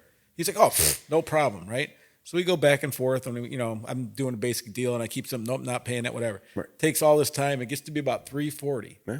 And I go, hey, bro, I'm like 4:00, hard out. I'm like, I don't care if I don't get this truck. Yeah, I walked out on a care. $53,000 truck. Yeah. Like, right. And so we're talking. It gets to be 350. Yeah. He goes, okay, I got the deal approved. He goes, you just have to go sign the thing. Do you want it? No, let's just get you to, and he took me to the guy's office. He's like, okay. He goes, you're in a hurry, right? I go, you got 8 minutes. He goes, all right, no, sign this. Right. I signed the one thing, which was just my loan papers, everything else fucking out. Yeah. Otherwise you're brilliant. signing 30 documents. Yeah. 25 documents. And then It's I realized bonkers. how much bullshit is the bullshit because I didn't have to do it all of a sudden. You don't have to do any of that. Yeah. We went to the state of Ohio to determine what was the least number of signatures we could get a person to sign to buy a vehicle. And we learned it was the application for title, which is a state document, and it was the sales order. So we need you to sign the sales order and we need you to sign the application for title. That's it. Everything else is bullshit. And the kooky thing is we have one more if you get a temp tag. So you get a temp tag, we need one more signature. But aside from that, it's 2 fucking signatures to buy a motor vehicle. When I bought my Tundra, I signed my name 27 times. Right. I signed a paper that said I would not, an agreement for arbitration. Oh, yeah. I never signed that I one. signed a document that said I wouldn't sue them if their car killed me. Like they wanted me to, and I was just taking things. I was just like, as soon as they handed it to me, I just tear it.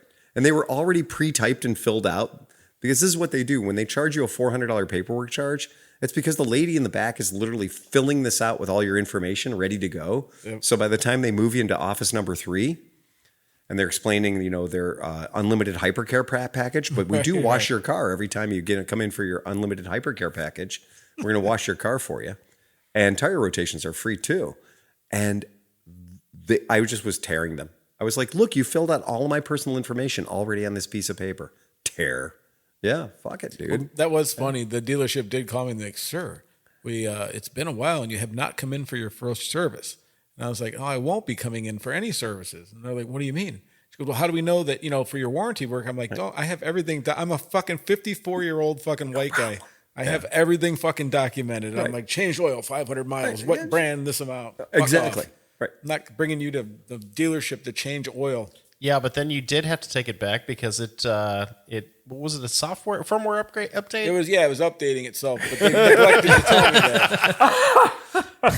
Well, in the end, they gotcha. I have PTSD really bad from check engine lights because I've been fighting him for 50 fucking years. Yeah, but that's the Chevrolet boomerang button. Yeah. That's the whole get him back in. Yeah. Right. Oh, he didn't get the bed liner and the Duracoat. Oh wait, flip that engine light on. It was pretty crazy that it happened exactly at 500 miles. Of course it did. Oh yeah. For one, the thing. By the time I got there, it was off, and he's like, "Yeah, nothing's there. It's just what." Right. It's just what it is. You're right. Well, you're here. Can I sign you up for a service? No. You can't. It's gotten real now that a lot of the motorcycles that we're dealing with, a lot of the brand new motorcycles we're dealing with, will not operate correctly until you've hooked them up to the service program. Now, keep in mind, we were talking about the dealerships being like, maybe not the most friendly relationship between the distributor and the dealer. So you guys probably have an OBD2 sensor somewhere on your car, and you can buy an OBD2 device for about $49, and it will tell you everything that's going on with your car, right? So they design these vehicles so that you can't change certain things, and they design sometimes in these vehicles that you can't put the vehicle into service until you've plugged it into the computer that has a $3,000 a year subscription for the software that you're about to use to activate their warranty. See how they fucked you on that one? If you can't activate their warranty, you can't put the vehicle into operation, which means you're going to be paying the $3,000 a year subscription for their service suite, their service package. Which is going to get really very interesting since we were talking about bikes going to National Power Exactly. auction. Well, where the dealer goes out of business and they sell the bikes on the cheap. Oh, it's already happened. Yep. We've already had dealers that buy the vehicles and say, I can't get this bike to work. Well, why can't you get the bike to work? I don't know. Well, what's your major problem? Oh, it won't work. It's nothing, I can turn the key. It's not going. It's not motivating. It's not going anywhere. Oh, well, where did you buy this fucking thing? Oh, I got it at National Power Sports Auction. I got it at my local dealer who got it at National Power Sports Auction. Oh, you're not an authorized Piaggio dealer. No. Oh, you didn't buy it from an authorized Piaggio dealer. No. Oh, that sucks. Well, can I come over and borrow your computer? Well, we paid $3,000 a year membership. We pay a $3,000 a year subscription to use this fucking service. And again, that's one thing if you carry one line, but if you carry 7 lines, you may have 7 different subscription services that you have to pay for. This makes me want to punch people. Oh, it does. I mean, seriously. Well, first you're going to have to find it on Tom's desk. Right. Oh, believe me. Like, even with the bikes, with their having features, they kind of did that joke, and I don't want to say the wrong person, but it was somebody from Revzilla, I think. And they did the whole thing about his crash was because he ran out of traction control. He ran out of traction control. 600-mile traction control. Exactly. Traction control subscription. Right. Yeah. Well, believe me. Right. Oh, my airbag didn't deploy because I didn't update my subscription. Right. Right. Kromke, you had a bunch of features in your car that were subscription based, right? In your Subaru? Just the remote start. Just the remote start, right? Yeah, that was it. And they're like, they just give you a taste of it. So you're like, oh, I like that. Oh, dude, if they try to shut that shit off in my car, I'll kill somebody. I never liked it, and now I like it a lot. And so I'm serious. Like, if they think they're going to shut that shit off for some service, Yeah. I'm going to be doing like that. What's a falling down movie? The subscription has run out on your insulin pump. Sure do hate it for you. Yeah, right? no shit. Repo the genetic opera. No, it wasn't the genetic opera. It was Repo Men. Repo Men. Yeah. That's what it was. Repo Men. Yeah, exactly. Well, they also, Black Mirror did a whole thing about like the brain implant. And then you could only go so far. Oh, you need extended service. Mm-hmm. Oh, we get a whole lot of stuff at the shop where people are like, hey, I'm not calling from a dealership or anything. I'm just a guy. But I can't get my bike to work. I don't know why I can't get my bike to work. Can you possibly tell me why my bike won't work? I've done this, and my bike won't work. And I'm like, well, yeah, you need a firmware update. Let me ask you But I'm just a guy. I'm not a dealership or anything. Can I bring it by and you can do a firmware update for me? And I'm like, yeah, sure. half an hour labor.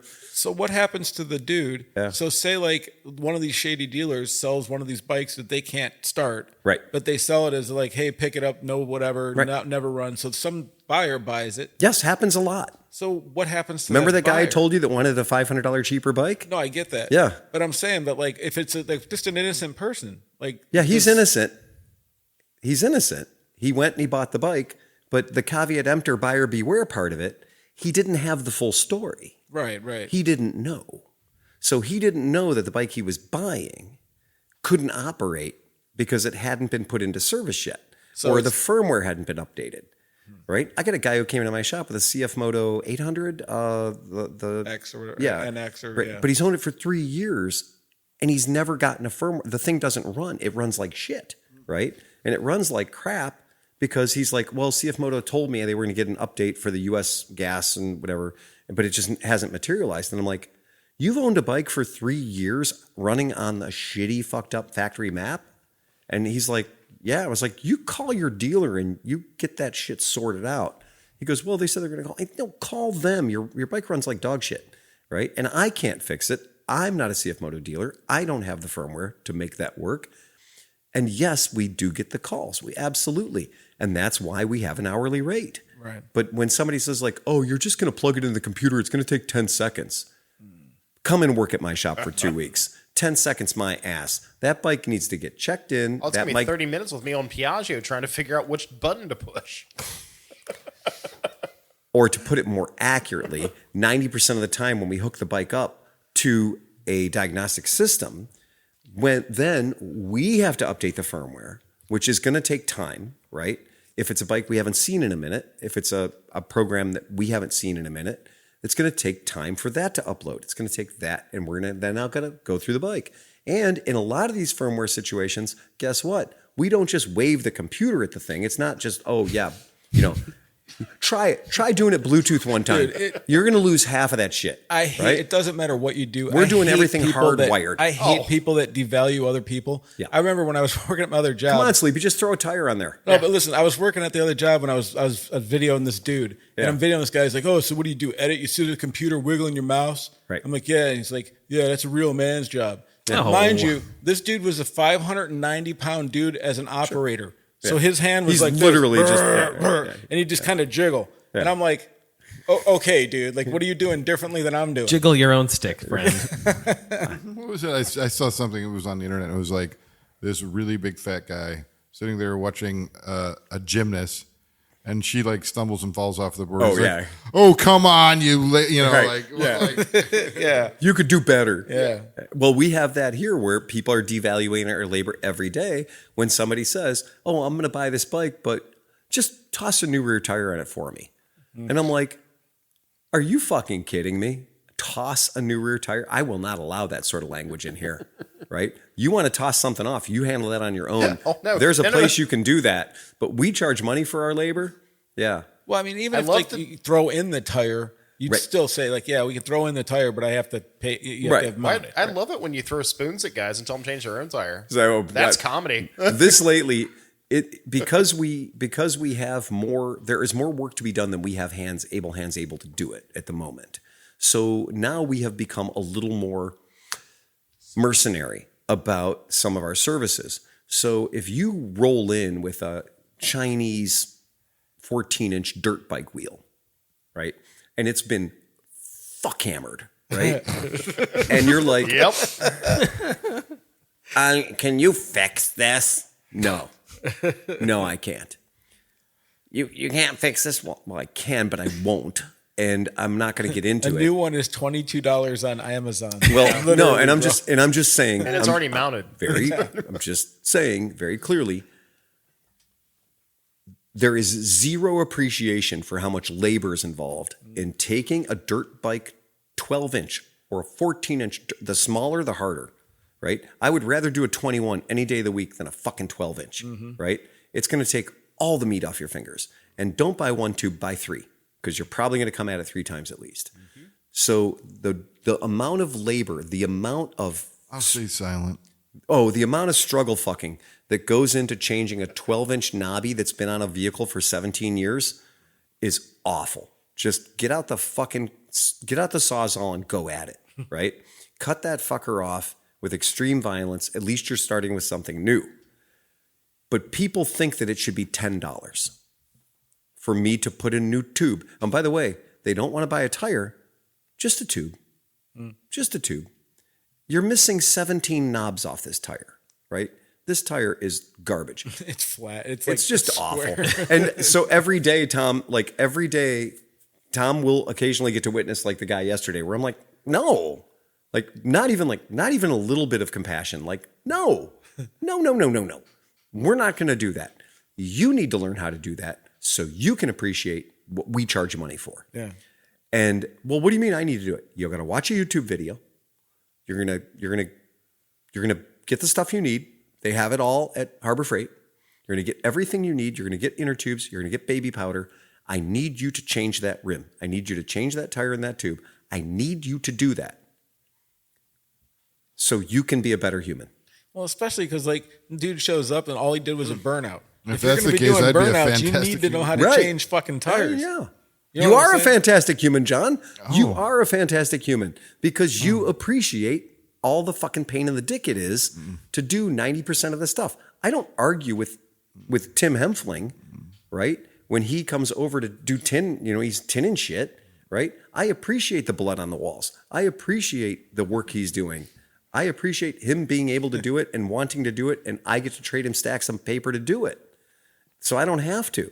I have a strong appreciation because I've installed 20 fucking water tanks and I've done it. I've carried them up and down the stairs. I've played those games. If I can pay for the job and I choose to pay for the job, it's because I have a unique appreciation for what the job entails. Do you think I bitched at Tim Hempfling about what he's charging us to do the HVAC here? Fuck no, I don't. It's a hard job. I've made a call, and I might be trying to fix Dead Guy Dodge for the last time. But I was thinking about it. I'm like, I am not touching a fucking thing on it. Right. Because, like you're saying, like, I just imagined all the hours of staring underneath that thing and getting shit dripped on and fucking broken nails and all this stuff. And I'm like, I can't do it again. Right. And if I have I to can't sell do it. something or not do anything, I'm paying somebody to Right. fucking fix this fucking That's thing. it. Yeah. So, anyways. It's either money or a controlled crash. It's just a crying shame that you bought a brand new motor and it threw a fucking rod. That is, Yeah. Well, hopefully, I have until Rod. October, but this dude said he can Tossed a handle it rod. before then, and I should have I'll just have to pay, just a few bucks to looks throw like it we in. tossed the rod. Upside down in a ditch on fire. He's going to toss it in. He's gonna toss it in. Oh my God. I was hoping to give him like $100. Oh yeah. Give him $100. Yeah, that's it. Make it easy for him. A couple McDonald's gift cards. Oh, Are you going to sell that thing as fast as you can? Or are you going to? No, or my wife might. Take it. no. No. Go with door Go with door number one. No shit. Come on, man. If you turn the key, Oh, all somebody the will have things that go thing. bang. But it goes forward, it goes backwards, it's gone. know Somebody what will have that happens, thing, though? and Yeah. they'll put 250,000 miles on it, It's trouble gonna be the most free. reliable motherfucking truck for the next dude Oh, God, forever. This is like giving away the chick that loses 100 pounds and becomes a supermodel, and you're like, fuck. But Doesn't matter. It doesn't matter. I don't care. It's gone.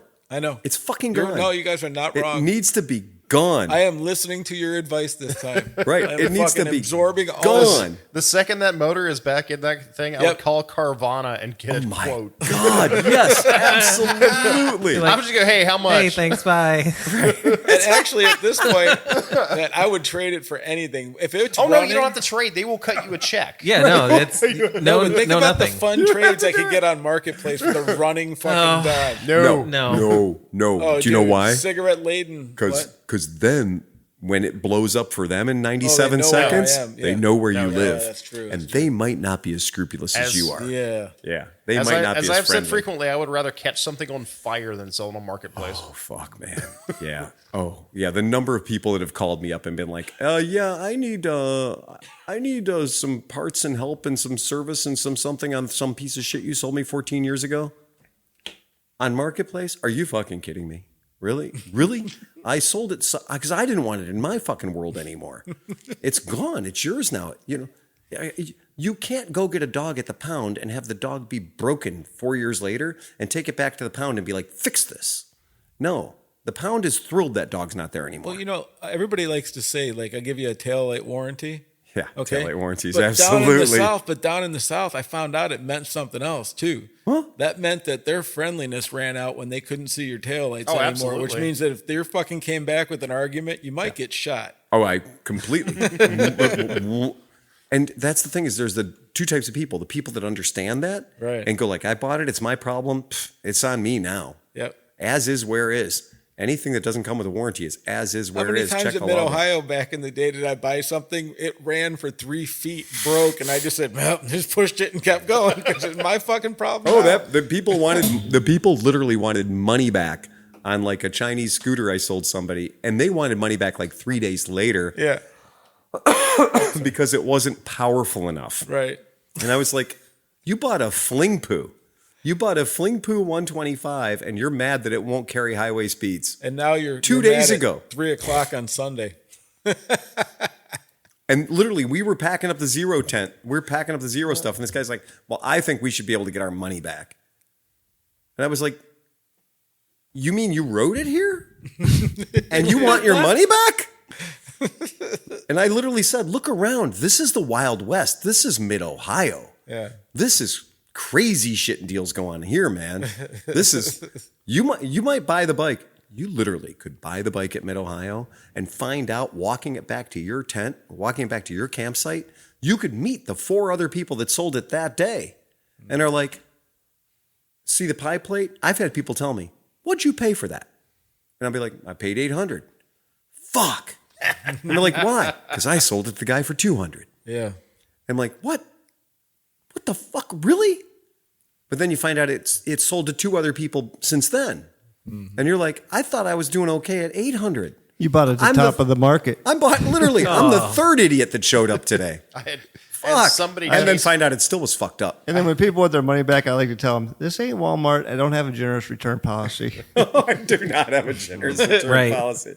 My other one is favorite is, so I can call you if I have any questions or problems with this, right?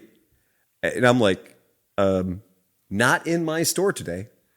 No, you can't. Yeah. This is mid-Ohio. Big difference, man. Yeah. Big difference. Total fucking difference. There's a reason we're selling it here. Right. Yes. Yeah. That's true. That is absolutely true. We save the special children for mid-Ohio. Because in heaven there is no beer. Yes. That's yes. why we sell it here. Just throw this picture up real quick. Just because I need to say the word. Bimota. Bimota. This is a word that has caused people to separate themselves from their money, their sensibility, everything. Bimota, historically speaking, Bimota is bad decisions in the form of a motorcycle. I don't see any wood grain on that at all. I know. Bimota. Bimota, 399 cc's. Fuck. Yeah, but did you do more reading? espresso deep Bimota. It goes. It's really, really cool, and it's a lot more money. And it's the frame, engine, suspension, wheels, and bodywork of a ZX4RR. Exactly. So I'm like, well, what's the Bimota in this mix? Yes. I think you get the exhaust and a finger in your butt. Yeah, that sounds like Bimota. Bimota energy. You get the spirit of Rimini. Yeah. Yeah, you get the spirit of Rimini. I mean, I think there's carbon fiber body. Spirit of rimming. Yeah, that's true. Yeah, I mean, the fact that Bimota has gone down to a 400cc. Because the idea with Bimota was always, they were always up there enough that you were just like, you were protected by like a whole layer of money you don't have from owning a Bimota. Those kids, man, that low $20,000 for a fucking 400cc bike that you could buy for $10,000 with the Kawasaki badge. What? Throw it up. It doesn't make sense, man. 200 horsepower. Oh wait, what's this one? That's a real Bimota. Yeah. Center hub steering. Yeah, let's get the center hub steering. Center hub steering. 200 horsepower. 101 pounds-feet of torque. My first and only entry into the Bimota world was the Mantra, which is why I say it doesn't have any fucking wood grain on it. And again, this is the adventure bike. This is the Terra. The Terra has 200 fucking horsepower and it comes on knobbies. This is a crazy fucking company. This is a company that's going to be irresponsible with your money. And it's going to be a lot of it. It's going to be expensive. It's going to be so expensive. And one guy in your life is going to know what it is and be like, fuck. But you know what I really like? Nobody else is going to get it. I really like how like they used to try to partner with Euro companies to get the motors. Yeah, well, they Ducati and Suzuki. Right, but they had so many problems that they ended up going to Kawasaki when it became a reliable partnership. They just went to Suzuki. Because all the Europeans are like, I like you, Bimota. No, I don't like you anymore. I don't like you anymore. I like you. No, I don't like you. No, not like not you anymore. so much. Yeah, because I mean, like, their shit is bonkers. What did they want for this? What's that? What did they want for this? Money. Throw this one up. This is Throw this Or fucking... rare wines. They'll take either. This is another center hub steering masterpiece. 231 horsepower, 104 pounds-feet of torque, and wings every fucking where. Those wings give you the extra 30 horsepower. 77 wings. Yeah. It's bonkers. It's ape shit bonkers money. Anybody who ever thought like an MV Agusta is just dumb, stupid purchasing hasn't owned a Bimota. Oh no, they right? there's usually one or two of these right inside the doorway at Barber. Yeah, with the hub center steering. Yeah, It's this hysterical. is just bonkers shit. That's sexy, man. It's sexy as hell. Don't get me wrong. Oh God, it's naked. Oh yeah. Hold on. Oh motherfucker. Which way is it going? Which way is it going? It's naked. Well, I think You can hit her from the back and the front. It don't I think matter. for a while they actually had It's had cat a dog. single-sided swing arm too. Yeah, wow.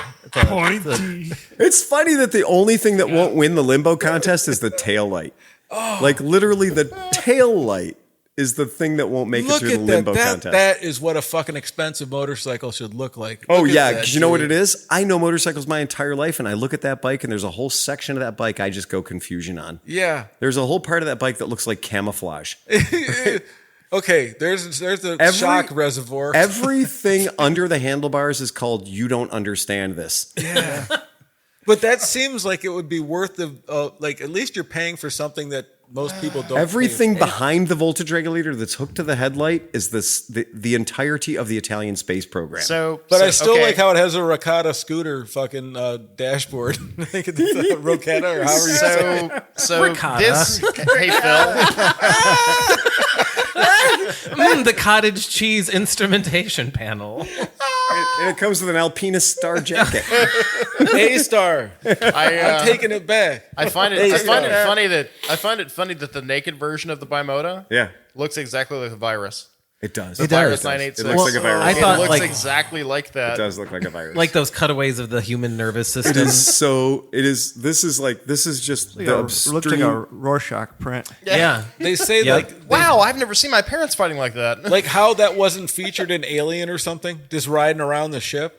With the little mouth. Yeah. Oh, dude. Or is that Predator? I it's forget. In spite of all the cheese jokes, it's way sexy. way sexy. I mean, look at that machining and stuff. Dan, go back dude. to sleep. Yes. Yeah, it's a bunkers thing. It is and this is why Italy doesn't have a space Okay, program. but it's okay. Because Italy was like, we didn't let them have that. We have Bimota. But we go Yeah, I from thought it was that. 'cause they're electrics. We go from that to the 400, which if they had some of that technology and innovation would be cool. But literally, when you read the article, it's like carbon fiber bodywork, a different tune, maybe like a badge or I don't know, different triple trees. They wanted to be in the 400 camp, yeah. and they couldn't get the guys that are building these fucking sex machines to be like, yeah, we'll build a 400. I mean, when I read and it uses the 400's frame after it uses the motor, I'm like, well, then what the fuck? Like, What the fuck is the rest? I know. I'll tell you what the rest is. Italy. Yeah, right. Yeah, it's Italy. It's 100% Italy. It's what you have to get to be Italy.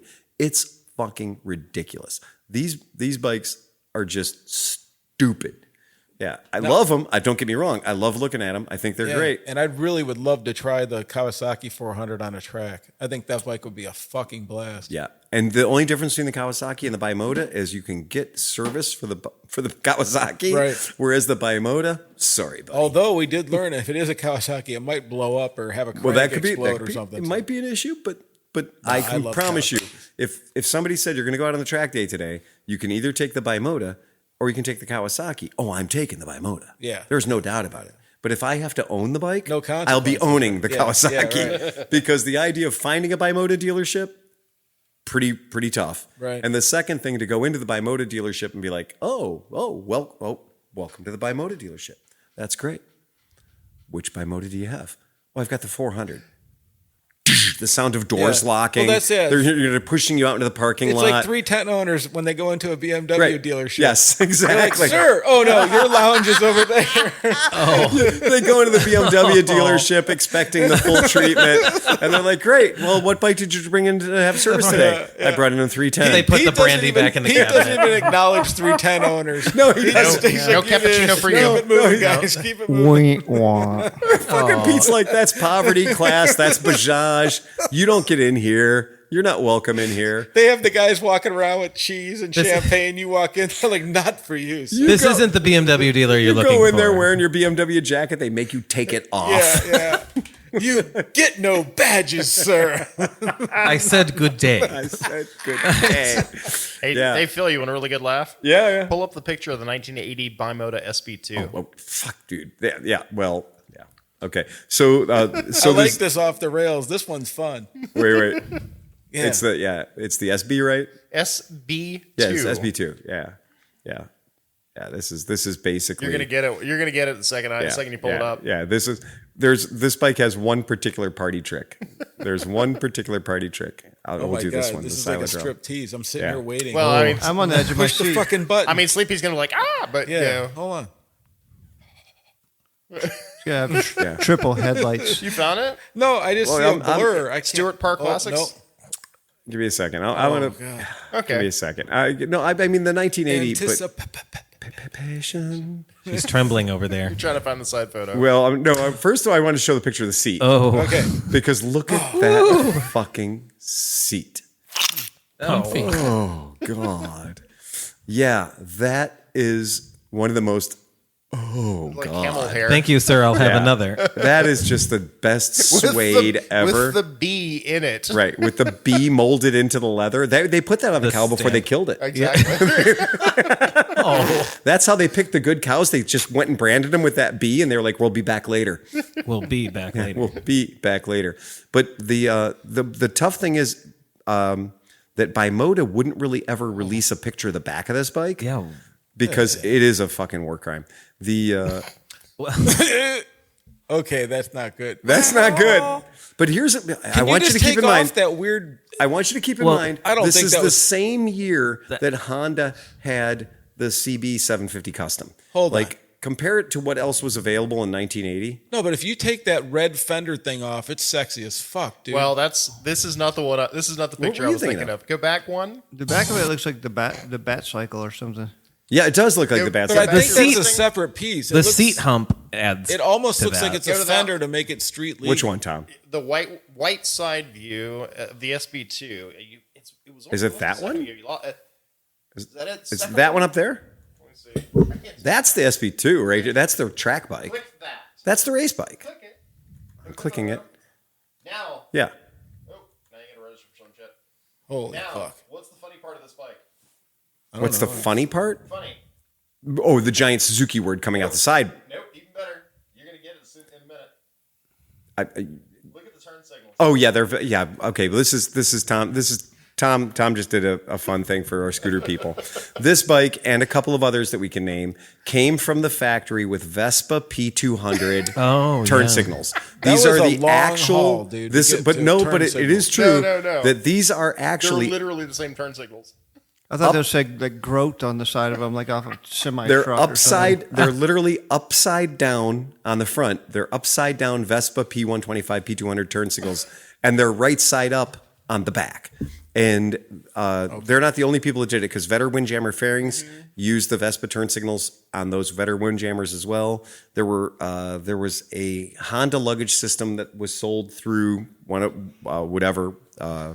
that also used the. But I was also going to point out the Vespa fairing turn is Sleepy signals. because it's totally up his wheelhouse. It's just a crazy bike, but again, it's a Suzuki. So it's a Suzuki. With a Ducati frame. Alex The just Ducati said, frame. Bimota uses other people's engines, so serving isn't hard. If a Bimota model starts with an S, it's a Suzuki. Suzuki, If yep. it starts with a D, it's a Ducati. If it starts with a K, it's a Kawasaki. It's Kawasaki. It's Straightforward. exactly what it is. It's super simple. The letters tell you the story. And again, that is the most serviceable part of the vehicle, is the part that has the K, the S, or the D in front of it, because all the rest of the vehicle is Bimota. Yeah. And that is a place we do not go. Yeah, that is a place where you're going to be like, oh, well, Narnia. we'll work on the middle of it. We're not going to work on the You other. know, there's some dude out there with 239,000 miles on some Bimota. No, there is not. Beard down. to Very his rarely ankle. very rarely would I make a declarative statement like that. But I don't think there's a 240,000 mile Bimota out there No, anywhere. not the one guy that's like rebuilt all the gears by hand for the I last 30 just years. don't think there's a The 240,000 the mile mantra Bimota that I out there. worked on, you literally have to drop the motor to change the stator and about 6 other things. Yeah, Like the valves. they're just stupid, crazy, complicated because they want to be. Speaking of old men bonkers with vehicles. beards, Yeah. I found it's really cool. I posted it on the chat. So that guy that was next to Kevin and me when we were at the track racing at Nelson Ledges, the guy who was in Isle of Man, the only American that won. I found his page and I found a thing. We brought his page up for here in the podcast. Yeah. But it's his whole little thing, and it has him on the track with the award underneath it and stuff. It was really pretty cool. Yep. Just neat. Very, very cool. That's it, guys. That's what I got. Yeah. Wait a minute. Uh-oh. Funny guy. Do we have a joke? Oh my God! Why Make didn't us we laugh, know about funny that guy. earlier? Why didn't we should know that earlier? Come on, funny man. Ladies and gentlemen, welcome to the stage. Chris Smith with his new hour, bringing it to you. It's like, why did you do that? I think is the name of the special. Can we bring it down? Let's bring it down. Hold on. The Pope had become very ill and was taken to many doctors who were all quite skilled in the latest medical techniques. None of them could figure out how to cure him or what even ailed him. Finally, a wise old physician was brought in.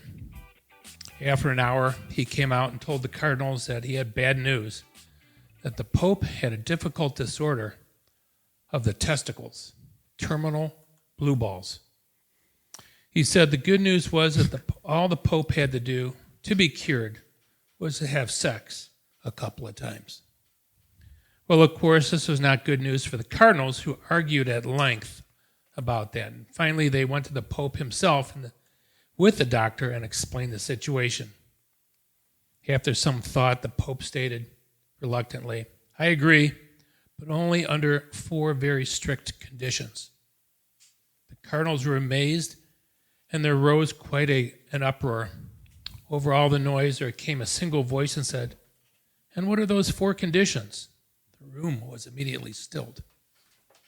The Pope replied, "First, the girl must be blind, so that she cannot see with whom she is having sex. Second, she must be deaf, so she cannot hear with whom she is having sex. And third, she must be mute, so she cannot somehow figure it all out and tell no one." After another long pause, a voice finally asked, "And the 4th condition?" The Pope replied, "She must have a big tits." Okay. That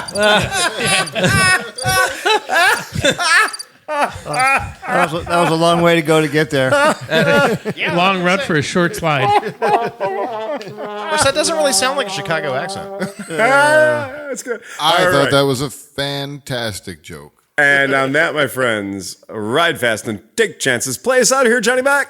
Bum, bum, bum, bum, bum, bum, bum, bum, bum, bum, bum, bum, bum, bum, bum, bum. She must have a big tits. Deject, get us out of here, Sleepy. All right, head on over to GoFundMe and look up the Help Build the ClevelandMoto Inflatable Pub. We appreciate any help. You guys know that this is something that we really want to do, and it benefits everyone. And for some reason, if there's not enough funds raised or we can't do it, every single penny will be instantly returned. So this is the benefit of the entire community, so let's get out there and make it happen, guys. Once again, go to GoFundMe and look up Help Build the ClevelandMoto Inflatable Pub. Thanks so much. We love you guys.